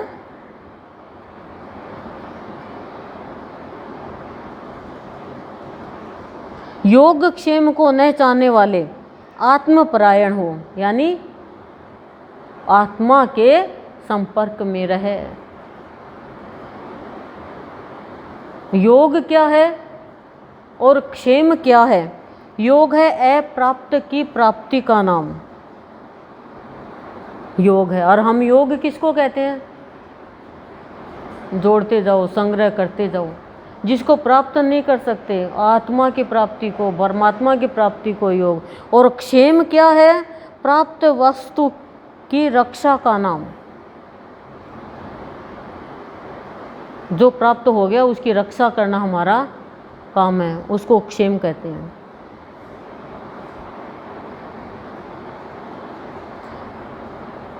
इससे तेरा कर्म करने मात्र में ही अधिकार होए, फल में कभी नहीं, और तू कर्मों के फल की वासना वाला भी मत हो, तथा तेरी कर्म न करने में भी प्रीति न होए। हे धनंजय, आसक्ति को त्याग कर तथा सिद्धि और असिद्धि में समान बुद्धि वाला होकर योग में स्थित हुआ कर्मों को कर। यह समत्व भाव ही योग नाम से कहा जाता है। समत्व भाव क्या बता रहे हैं कि कर्म करने मात्र में ही अधिकार होवे, ठीक है, फल में कभी नहीं। और हम पहले फल देखते हैं, और हम कैसा फल देखते हैं बताऊं कैसा फल देखते हैं? बेटा होगा, जलवा पूजेंगे, पांची पूजेंगे, छठी का दूध याद लाएगा, ये होगा, बहू आएगी, कमाई होगी, ठीक है, सारा काम हो गया, हो गई बेटी, अब क्या करें? आप चाहते हो कि आप ये काम करो, आपके प्रारब्ध में नहीं है तो कैसे करोगे आप? चाहा था धृतराष्ट्र ने कि मेरा बेटा राजा बने, लाक्षागृह बना दिया, जला दिया, पर वो जले ही नहीं। बेटे को युवराज बना दिया, युधिष्ठिर भी युवराज था कि युधिष्ठिर तो मर गया, जल गया, दुर्योधन को बना दिया, लेकिन नहीं हुआ ना। बताओ आप, बिना ये कारण बोझा ले रखा है, बिना ये कारण सोचते हैं ये बन जाए, वो बन जाए, ये हो जाए, वो हो जाए, ऐसा कर।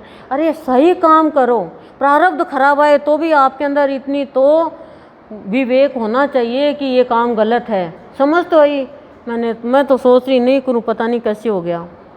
कई बार नहीं चाहते हुए भी अच्छा काम करना पड़ जाता है, कई बार नहीं चाहते हुए किसी को चाय पिलानी पड़ जाती है, आपका मन नहीं होता है, हे भगवान बहुत आलस है, थक गए, नहीं पिलाएंगे, पर पिलानी पड़ जाएगी। और कई बार आप चाहते हो जो इसको चाय पिलाएं, पर वो चाय नहीं पिएगा, और बना भी लाओगे तो उसमें मक्खी गिर जाएगी। या फिर ऐसा कोई बंदा आ जाएगा और वो पी जाएगा बीच में उठा के। आप हर चीज़ में भाव लो, कर्म समझो। आप नहीं चाहकर भी आपने सोचा आज को खीर बनाएंगे, लेकिन दूध वाली की गाय ने दूध दिया ही नहीं। कई बार होता है हमारे, आज खीर नहीं बन सकती तो क्या आप हलवा बनाओ। बोलो, अब बोलो आप, पर आप ध्यान ही नहीं देते इस चीज़ों पे। जो आपके आज प्रारब्ध में है वही तो होगा ना, आप चाहते हो थोड़ी होगा। लेकिन आपको इतना तो पता होना चाहिए कि अच्छा ये खराब है। जब प्रारब्ध आपसे बुरा करा रहा है, लेकिन आप पुरुषार्थ करके प्रारब्ध को काटो। सत्संगी हो आप, सब्जी काट लेती हो और कपड़े काट लेती हो, फल काट लेती हो, कोई की बात काट देती हो, सुपारी काट लेती हो। बोलो, तो प्रारब्ध भी काटो, कष्ट भी काटो अच्छे काम करके। बोलो बोलो, 100 का नोट कोई काट दे तो नुकसान। तो ऐसी जीवन क्यों काट रही हो, कट रही हो जीवन क्यों? कैंची से काट दिया क्या किसी? तो क्या कह रहे हैं गुरुदेव? ये गुरुदेव ही आता है मेरे तो, गुरुदेव की कृपा से हो रहा है ये।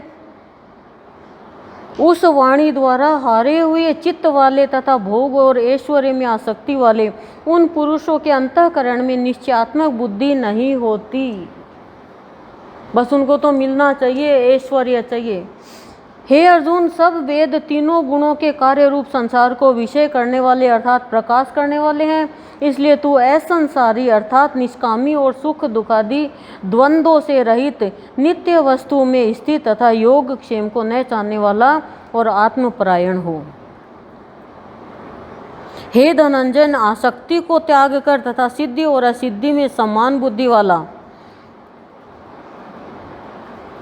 होकर योग में स्थित हुआ कर्मों को कर तू, और फिर जो कुछ भी कर्म किया जाए उसके पूर्ण होने और न होने में तथा उसके फल में समभाव रहने का नाम क्या है? समत्व है। पूर्ण हो और चाहे पूर्ण नहीं हो, लेकिन उसके फल में समभाव रहना चाहिए। ना ना ना ना, ये तो बहुत मुश्किल है, बहुत ही मुश्किल है। समभाव कितना ऊंचा ज्ञान है। कार्य पूर्ण हो चाहे नहीं हो, सफलता मिले चाहे असफलता, लेकिन समत्व भाव होना चाहिए। होना चाहिए तो होना चाहिए, ये मान के चलना चाहिए कि ऐसा ही होना था। यही योग कहलाता है, यही योग कहलाता है। क्या योग कहलाता है? कार्य पूर्ण हो चाहे नहीं हो, भाव समत्व का होना चाहिए। इस समत्व रूप बुद्धि योग से सकाम कर्म अत्यंत तुच्छ है, यानी कामना से किया हुआ कर्म अत्यंत तुच्छ है। इसलिए हे समत्व बुद्धि योग का आश्रय ग्रहण कर। एक बात तो लेके जाओ, समत्व भाव का दे दिया, योग क्षेम का बता दिया। प्राप्त को जो प्राप्त हो जाए वही योग है, और जो प्राप्त हो गया उसकी रक्षा करे वो क्षेम है। नित्य अनित्य का दे दिया, सत्य सत्य का दे दिया, निष्काम कर्म योग बता रहे हैं, ज्ञान योग का बता दिया, आत्मा क्या है। समत्व बुद्धि योग का आश्रय ग्रहण कर, क्योंकि फल की वासना वाले अत्यंत दीन है। जो फल की इच्छा से काम करते हैं वो दीन है, वो गरीब है। भगवान तो देख ही रहा है, फल तो मिलेगा। समत्व बुद्धि युक्त पुरुष पुण्य पाप दोनों को इस लोक में ही त्याग देता है। समत्व बुद्धि जिसकी हो गई, वो पुरुष पुण्य और पाप दोनों को इस लोक में त्याग देता है। वो पाप पुण्य नहीं देखता है। पाप पुण्य देखने वाला तो फल देखने वाला हो गया ना, अर्थात उनसे लिपायमान नहीं होता। ये आपका स्थिर योग चल रहा है, मतलब सांख्य योग। इससे समत्व बुद्धि योग के लिए ही चेष्टा कर। यह समत्व बुद्धि रूप योग ही कर्मों में चतुरता है, और अर्थात कर्म बंधन से छूटने का उपाय है। कर्म बंधन से छूट जाओगे। ध्यान रखो, बहुत ऊंचा ज्ञान है, बहुत। हर पल हम यही बात करते हैं, मेरे साथ भी चर्चा होती है, आपने ऐसे किया, आपने उसका ऐसे किया, आपने उसका ऐसे किया, आपको नहीं करना चाहिए था। बोलो, मैंने उसका जिठानी का इतना किया, मैंने दौरानी का इतना किया। जिठानी का तो कम करते हैं, क्योंकि उस टाइम तो कोई होता नहीं। दौरानी का ये किया, सास का ये किया, पड़ोसन का ये किया, सत्संगियों का ये किया, वो बीमार हुई तो ये किया।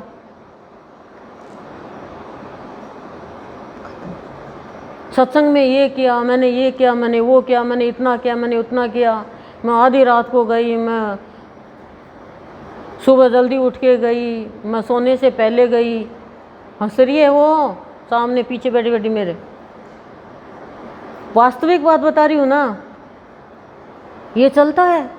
मेरे को ये लोग ही कहती है। अब सुन लो, ये देख लो, ये कर्म बंधन से छूटने का उपाय यही है, समत्व बुद्धि। आप किए जाओ, फल की इच्छा मत करो। फल की इच्छा से करोगे कभी कर ही नहीं पाओगे अच्छा काम। भगवान फल की इच्छा से करते हैं? क्या दे दोगे हम भगवान को? क्या दे देंगे? फिर तो भगवान करेंगे नहीं कुछ। क्योंकि बुद्धि योग युक्त ज्ञानी जन कर्मों से उत्पन्न होने वाले फल को त्याग कर जन्म रूप बंधन से छूटे हुए निर्दोष अर्थात अमृतमय परम पद को प्राप्त होते हैं।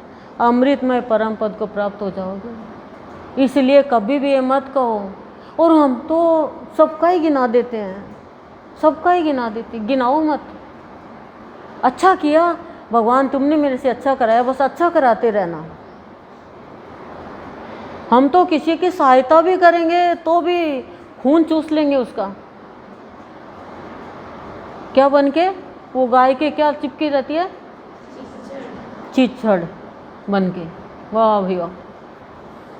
हे अर्जुन, जिस काल में तेरी बुद्धि मोह रूप दलदल को बिल्कुल तर जाएगी, हे अर्जुन, हे सत्संगियों, जिस काल में तेरी बुद्धि मोह रूप दलदल को बिल्कुल तर जाएगी, तब तू सुनने योग्य और सुने हुए के वैराग्य को प्राप्त होगा। करेक्ट, तब तो सुनने योग्य होगा और सुनने के बाद में वैराग्य जब ही आएगा। समझे क्या? कब आएगा? जब बुद्धि मोह के दलदल से निकल जाएगी। बहुत मोह है। और मैं कह रही हूँ, एक जनी कह रही है मेरा इतना सुंदर मकान, मकान का मोह इतना कि मृत्यु आ रही पर सांस अटक रहे, दुख पा रही। अरे तो तू मकान तो साथ लेके नहीं जा सकती, बनाया ही क्यों इतना अच्छा, फिर झोपड़ी में रह जाती। सोचो, मकान का मोह इतना, मैं क्या बताऊँ, वो घर में आकर फिर वो कुत्ता बन गई, डॉगी बन गई हो, और वहाँ घर के आगे ही बैठी रहती, स्त्रीलिंग। सोचो आप, मकान में मोह था और मकान में अंदर आए तो मारे घर वाले। संत ने देख लिया कि देख क्या दुर्गति हो रही है, पर मोह है, मकान का मोह है, इसलिए मोह छोड़ दो। जब तेरी अनेक प्रकार के सिद्धांतों को सुनने से विचलित हुई बुद्धि परमात्मा के स्वरूप में अचल और स्थिर ठहर जाएगी, तब तू समत्व रूप योग को प्राप्त होगा। समत्व रूप योग को कैसे प्राप्त होगा वो पूरा बता दिया कि जब तेरी अनेक प्रकार के सिद्धांतों को सुनने से विचलित हो रही है बुद्धि, वो परमात्मा के स्वरूप में अचल और स्थिर ठहर जाएगी। अचल और स्थिर ठहर जाएगी, और बुद्धि चंचल होती है, तो समत्व रूप योग को प्राप्त होगा। इस प्रकार भगवान के वचनों को सुनकर अर्जुन ने पूछा, है केशव, समाधि में स्थित स्थिर बुद्धि पुरुष का क्या लक्षण है? समाधि में जो स्थिर हो गई स्थिर बुद्धि, उसके क्या लक्षण है? आप मिलान करना, भगवान कह रहे हैं उसे और अपनी बुद्धि से, ठीक है? कहीं घर पे तो नहीं जा रही? और स्थिर बुद्धि पुरुष कैसे बोलता है, आप मिलान करना बोलने को, ठीक है? मिलान तो करना ही है। और कैसे चलता है, चलना, बोलना, और उसके क्या लक्षण है, ठीक है? नहीं है तो अपन बना लेंगे अपनी चाल, व बोलना, चाल ढाल ही तो बोलते हैं, चाल और ढाल यानी वाणी। उसके उपरांत श्री कृष्ण महाराज बोले, हे अर्जुन, जिस काल में यह पुरुष मन में स्थित संपूर्ण कामनाओं को त्याग देता है, उस काल में आत्मा से ही आत्मा में संतुष्ट हुआ स्थिर बुद्धि वाला कहा जाता है। समझ गए? फिर से रिपीट करूं, जिस काल में यह पुरुष मन में स्थित संपूर्ण कामनाओं को त्याग देता है, एक ही लाइन है, कोई भी कामना नहीं, जो मिलेगा वो तो कामना रखोगे, आपको नहीं मिलना है, कामना रखो, रखो कामना। बोलो, आपने कितनी कामना की होगी कि मेरे को तो ऐसा पति नहीं चाहिए, आपको कामना, आपने कामना रखी कि मेरे को तो पैसे वाला चाहिए, हो गई गरीब से शादी। आपने कामना रखी कि मेरे को तो गरीब चाहिए बस, ताकि सुख से रखे, मिल गया पैसे वाला। आपने कामना की थी क्या सत्संग की, मेरे को तो क्लियर बताओ? नहीं की थी, क्योंकि हमें तो ये पता था सत्संग तो बुड्ढों का है, और मिला ना सत्संग।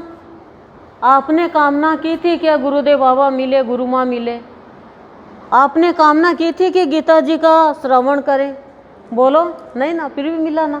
तो ऐसा ही संसार में कर लो आप, तो क्या होगा? आत्मा से ही आत्मा में संतुष्ट हुआ स्थिर बुद्धि वाला कहलाएगा। फिर वो आत्मा से, आत्मा खुद की आत्मा से ही सबकी आत्माओं को संतुष्ट करने वाला हो जाएगा, और फिर उसकी बुद्धि स्थिर हो जाएगी। ये कामना ही तो बुद्धि स्थिर नहीं करती, और कामना से देखो कितना पाप होगा, बता रही हूँ अभी। तथा दुखों की प्राप्ति में उद्वेग रहित है मन जिसका, और सुखों की प्राप्ति में दूर हो गई है स्पृहा यानी कामना जिसकी, तथा नष्ट हो गए हैं राग, भय और क्रोध जिसके, ऐसा मुनि स्थिर बुद्धि कहा जाता है। स्थिर बुद्धि कहा जाता है जिसके कामना, काम, क्रोध, भय सब नष्ट हो गए। अब तुलना करना, हमारी स्थिर बुद्धि है क्या? एक भी चीज नष्ट नहीं हुई है। पकोड़े की सुगंधी आ जाएगी तो आपने भी होना, पकोड़े में भी बताओ हैं? हे भगवान, बहुत सुना है ऐसे। जो पुरुष सर्वत्र स्नेह रहित हुआ, स्नेह रहित, उन शुभ तथा शुभ वस्तुओं को प्राप्त होकर न प्रसन्न होता है और न द्वेष करता है, उसकी बुद्धि स्थिर है। शुभ और अशुभ वस्तुओं को प्राप्त होकर न प्रसन्न होता है न द्वेष करता है। मुझे बड़ा ताज्जुब होता है, जरा सोचो तो ऐसे उछलते हैं जैसे मेंढक उछलता हूँ, और जब सुख वो नहीं मिला तो जैसे छिपकली पड़ी रहती है और जानवर खाती रहती है, ऐसे दूसरा कोई बात करे तो खाने को आता उसको। सबसे जहरीली होती है छिपकली।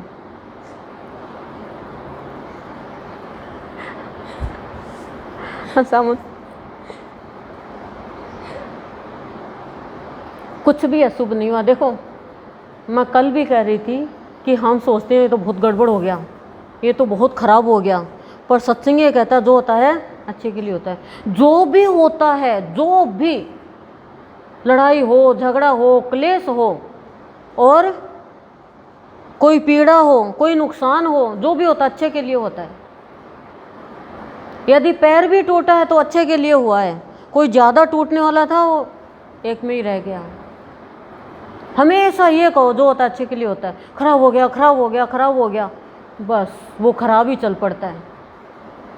अरे एक ही तो टूटा, दो तो नहीं टूटे, और दो भी टूट गए तो हाथ तो नहीं टूटे, और हाथ भी टूट गए तो आंख तो सही है, देख तो सकता हूँ, लेकिन ना जरा से एक नाखून भी कट गया ज़्यादा और मैं रोटी कैसे खाऊंगी, रोटी कैसे खाऊंगी? अरे इससे खा ले, इससे खा ले, चम्मच से खा ले, हलवा खा ले, मैगी खा ले, जो भी खा ले, रोटी कैसे खाऊंगी, रोटी कैसे नहाऊंगी कैसे? अरे तो एक ही अंगुली है क्या ये हैं? 3.5 हाथ का शरीर, बस दुखी होना खाली। और फ़ोन भी, और बेटा क्या कहा, बेटा आंगली में नाखून कट गो, ज़्यादा जलन हो रही है, कुछ नहीं कर सकता। अरे वाह भी वाह। तो फिर क्या किया, रोटी होटल से मंगा ली मैंने तो। हाँ वाह बेटा, बहुत बढ़िया। क्या वो माँ भी यही शिक्षा देती है, अरे बेटा कितने दिन होटल से मंगाएगी? लेकिन अरे देखो, ये जीवन है हमारा, और जो हमारे सामने ऐसे आते हैं तो उनको हम जीना सिखा देते हैं। जो भी होता है ये मान के चलो, रो मत, अच्छा हो रहा है। बुरे दिन कट रहे हैं, अच्छे दिन आ रहे हैं। महाभारत अच्छे के लिए तो हुई, अधर्मियों का नाश हो गया। तो स्थिर बुद्धि है उसकी जो दुखों की प्राप्ति में उद्वेग रहित है। ओ हम तो दुख की प्राप्ति में उद्वेग रहित, क्रोध रहित हो जाए, ओ घर उठा ले अदर। मन जिसका मन उद्वेग रहित है, दुख में और सुखों की प्राप्ति में दूर हो गई स्पृहा, जिसकी स्पृहा यानी कामना। सुख में कहाँ कामना खत्म होती है, और की चाह होती है। और राग, भय और क्रोध जिसके खत्म हो गए, वो स्थिर बुद्धि है। ठीक है। जो पुरुष सर्वत्र स्नेह रहित हुआ, उन शुभ तथा अशुभ वस्तुओं को प्राप्त होकर न प्रसन्न होता और न द्वेष करता है, उसकी बुद्धि स्थिर है। हम तो शुभ अशुभ में बहुत जाते हैं, होना ही नहीं चाहिए अशुभ तो। और कछुआ अपने अंगों को जैसे समेट लेता है, वैसे ही यह पुरुष जब सब ओर से अपनी इंद्रियों के विषयों से समेट लेता है, तब उसकी बुद्धि स्थिर है। कछुए के जैसे समेट लो इंद्रियों को, काम करो फिर समेट लो। कछुए का विशेष महत्व है और विशेषता बताई जाती है मनुष्य के लिए। यद्यपि इंद्रियों के द्वारा विषयों को न ग्रहण करने वाले पुरुष के लिए भी केवल विषय तो निवृत्त हो जाते हैं। इंद्रियों के द्वारा विषयों को न ग्रहण करने वाले पुरुष के भी केवल विषय तो निवृत्त हो जाते हैं। अब इंद्रियों का विषय क्या है बताओ? पता आपको बताया ना, कान का विषय, आँख का विषय, जीभ का विषय, त्वचा का विषय, ये सब आपको पता है। तो कान का विषय हमारा क्या है? हमारी बड़ाई सुनना, बच्चों की बड़ाई सुनना, ये विषय नहीं है। कान का विषय भगवान की बातें सुनना, भगवान की बड़ाई सुनना, ऐसा होना चाहिए। उनसे तो निवृत्त हो गया, यानी छुटकारा मिल गया, परंतु राग नहीं निवृत्त होता। और इस पुरुष का तो राग भी परमात्मा को साक्षात करके निवृत्त हो जाता है। स्थिर बुद्धि का राग यानी मोह है, द्वेष भी खत्म हो जाता है जब परमात्मा का साक्षात्कार हो जाता है। और हे अर्जुन, जिससे कि यत्न करते हुए बुद्धिमान पुरुष के भी मन को यह प्रमथन, यानी प्रमथन का मतलब हत्या, वध करना, ये स्वभाव वाली इंद्रिया बलात्कार से हर लेती है। ये इंद्रिया भी बलात्कार कर लेती है, किसका? जिससे यत्न करते हुए बुद्धिमान पुरुष के भी मन को यह, यानी हत्या करने वाली स्वभाव वाली इंद्रिया, इंद्रियों से बहुत बच के रहना चाहिए। इंद्रिया ही तो जाती है, मन को कहती है चलो कोई सुंदर चीज़ देख ली, चलो वहाँ पे, और इंद्रिया चल पड़ती है, मन ले लेता उधर। लेकिन आत्मा रूपी जो परमात्मा बैठा हुआ है इस रथ के अंदर, वो मना करता है, ना ना ना ना। मन बहुत शक्तिशाली है पर आत्मा से ज़्यादा शक्तिशाली नहीं है। इसलिए मनुष्य को चाहिए कि उन संपूर्ण इंद्रियों को वश में करके समाहित चित्त हुआ मतलब स्थापित करे, वो इंद्रियों को वश में, अपने वश में और चित्त में स्थापित करे, वश में करके मेरे परायण यानी मेरे में प्रवृत्त होकर स्थित हो जावे। क्योंकि जिस पुरुष के इंद्रिया वश में होती है उसकी ही बुद्धि स्थिर होती है। यानी इंद्रियों को अपने वश में करो पहले आप। हे अर्जुन, मन सहित इंद्रियों को वश में करके मेरे पराय न होने से मन के द्वारा विषयों का चिंतन होता है, और विषयों को चिंतन करने वाले पुरुष की उन विषयों में आसक्ति हो जाती है, और आसक्ति से उन विषयों की कामना उत्पन्न होती है। कामना कैसे उत्पन्न होती है? विषयों की आसक्ति से, क्योंकि इंद्रिया वश में नहीं है। मन और इंद्रिया वश में हो जाएगी तो फिर आसक्ति खत्म हो जाएगी विषयों से। और कामना में विघ्न पड़ने से क्रोध उत्पन्न होता है। आप देखना, कामना से क्या उत्पन्न होता है? क्रोध। और क्रोध से अविवेक, क्रोध में प्राणी विवेक खो देता है। सोच लो आप, परशुराम जी को क्रोध आया, विवेक खो दिया। कभी भी क्रोध मत करो।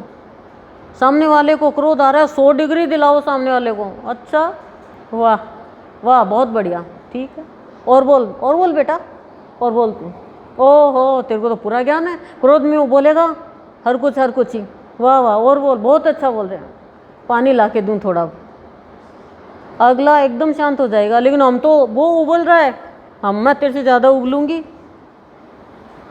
बोलो ना ना ना ना, ऐसा कभी मत करना। आज से करने दो क्रोध। हमारे सामने तो इतने इतने बड़े क्रोधी आए, अपने कोई रोंद के चले गए। वो ये भी हो गई, क्या करें, इसको कैसे क्रोध दिलाएं? क्रोध कोई दिलाने की चीज़ है कि हम कमज़ोर थोड़ी हैं। क्रोध तो कमजोरी की निशानी है। संतों को क्रोध नहीं आता है। क्रोध मत करो, क्रोध को दबाओ। क्रोध अविवेकी करता है, क्रोध ही विवेक खत्म करता है हमारा, अर्थात मूढ़ भाव उत्पन्न होता है, और अविवेक से स्मरण शक्ति भ्रमित हो जाती है, और स्मृति के भ्रमित हो जाने से बुद्धि अर्थात ज्ञान शक्ति का नाश हो जाता है, और बुद्धि के नाश होने से यह पुरुष अपने श्रेय साधन से गिर जाता है, यानी अपना ही कल्याण करने का साधन खत्म कर लेता है। उस मनुष्य का कल्याण नहीं होता। बहुत गहरी बात है, वापस आपको सुननी पड़ेगी, मैं रिपीट नहीं करूँगी, काफ़ी लेट हो गई। परंतु स्वाधीन अंतःकरण वाला पुरुष राग द्वेष से रहित अपने वश में की हुई इंद्रियों द्वारा विषयों को भोगता हुआ अंतःकरण की प्रसन्नता अर्थात स्वच्छता को प्राप्त होता है। उस निर्मलता के होने पर इसके संपूर्ण दुखों का अभाव हो जाता है, और उस प्रसन्न चित्त वाले पुरुष की बुद्धि शीघ्र ही अच्छी प्रकार स्थिर हो जाती है। हे अर्जुन, साधन रहित पुरुष के अंतःकरण में श्रेष्ठ बुद्धि नहीं होती है। साधन रहित, जो प्राणी ये साधन नहीं अपनाता, अच्छा उसकी बुद्धि खराब हो जाती है। और उस अयुक्त के अंतःकरण में आस्तिक भाव भी नहीं होता है, और बिना आस्तिक भाव वाले पुरुष को शांति भी नहीं होती। फिर शांति रहित पुरुष को सुख कैसे हो सकता है? भगवान के प्रति आसक्ति नहीं है, नास्तिक है वो। क्योंकि जल में वायु नाव को जैसे हर लेता है, वैसे विषयों में विचरती हुई इंद्रियों के बीच में जिस इंद्रिय के साथ मन रहता है, वह एक ही इंद्रिय इस अयुक्त पुरुष की बुद्धि को हरण कर लेती है। इससे हे महाबाहो, जिस पुरुष की इंद्रियां सब प्रकार इंद्रियों के विषयों से वश में की हुई होती है, उसकी बुद्धि स्थिर होती है। और हे अर्जुन, संपूर्ण भूत प्राणियों के लिए जो रात्रि है, उस नित्य शुद्ध बोध स्वरूप परमानंद में भगवत को प्राप्त हुआ योगी पुरुष जागता है। और जिस नाशवान क्षण भंगुर सांसारिक सुख में सब भूत प्राणी जागते हैं, तत्व को जानने वाले मुनि के लिए वह रात्रि है। जैसे सब ओर से परिपूर्ण अचल प्रतिष्ठा वाले समुद्र के प्रति नाना नदियों के जल उसको चलायमान न करते हुए ही समा जाते हैं, वैसे ही जिस स्थिर बुद्धि पुरुष के प्रति संपूर्ण भोग किसी प्रकार का विकार उत्पन्न किए बिना ही समा जाते हैं, वह पुरुष परम शांति को प्राप्त होता है, न कि भोगों को चाहने वाला। क्योंकि जो पुरुष संपूर्ण कामनाओं को त्याग कर ममता रहित और अहंकार रहित स्पृहा रहित हुआ बरतता है, वह शांति को प्राप्त होता है। यानी ममता, अहंकार और स्पृहा यानी कामना सबको खत्म कर देता है, वह शांति को प्राप्त होता है। और जो इंद्रियों को अपने नियंत्रण में कर लेता है, वो प्राणी, उसकी बुद्धि स्थिर रहती है। हे अर्जुन, यह ब्रह्म को प्राप्त हुए पुरुष की स्थिति है। ये स्थिति ब्रह्मा को प्राप्त हुए पुरुष की है। इसको प्राप्त होकर योगी कभी मोहित नहीं होता है, और अंत काल में भी इस निष्ठा में स्थित होकर ब्रह्मानंद को प्राप्त हो जाता है। जो स्थिर बुद्धि वाले हैं, अंतःकरण जिसका शुद्ध है, वो सारे काम तो हम जैसे करेंगे, लेकिन निर्लिप्त भाव से करेंगे। जैसे राम जी ने राज्य किया पर वो निर्लिप्त थे, कृष्ण भगवान ने राज्य किया पर वो निर्लिप्त थे। ऐसे ही अर्जुन को समझा रहे हैं भगवान, और अर्जुन को क्या, अब तो हमें ही समझा रहे हैं। ये आपका श्री कृष्ण और अर्जुन के संवाद में सांख्य योग नामक दूसरा अध्याय पूरा हुआ। ओम शांति ही शांति ही शांति ही प्रशांति ही।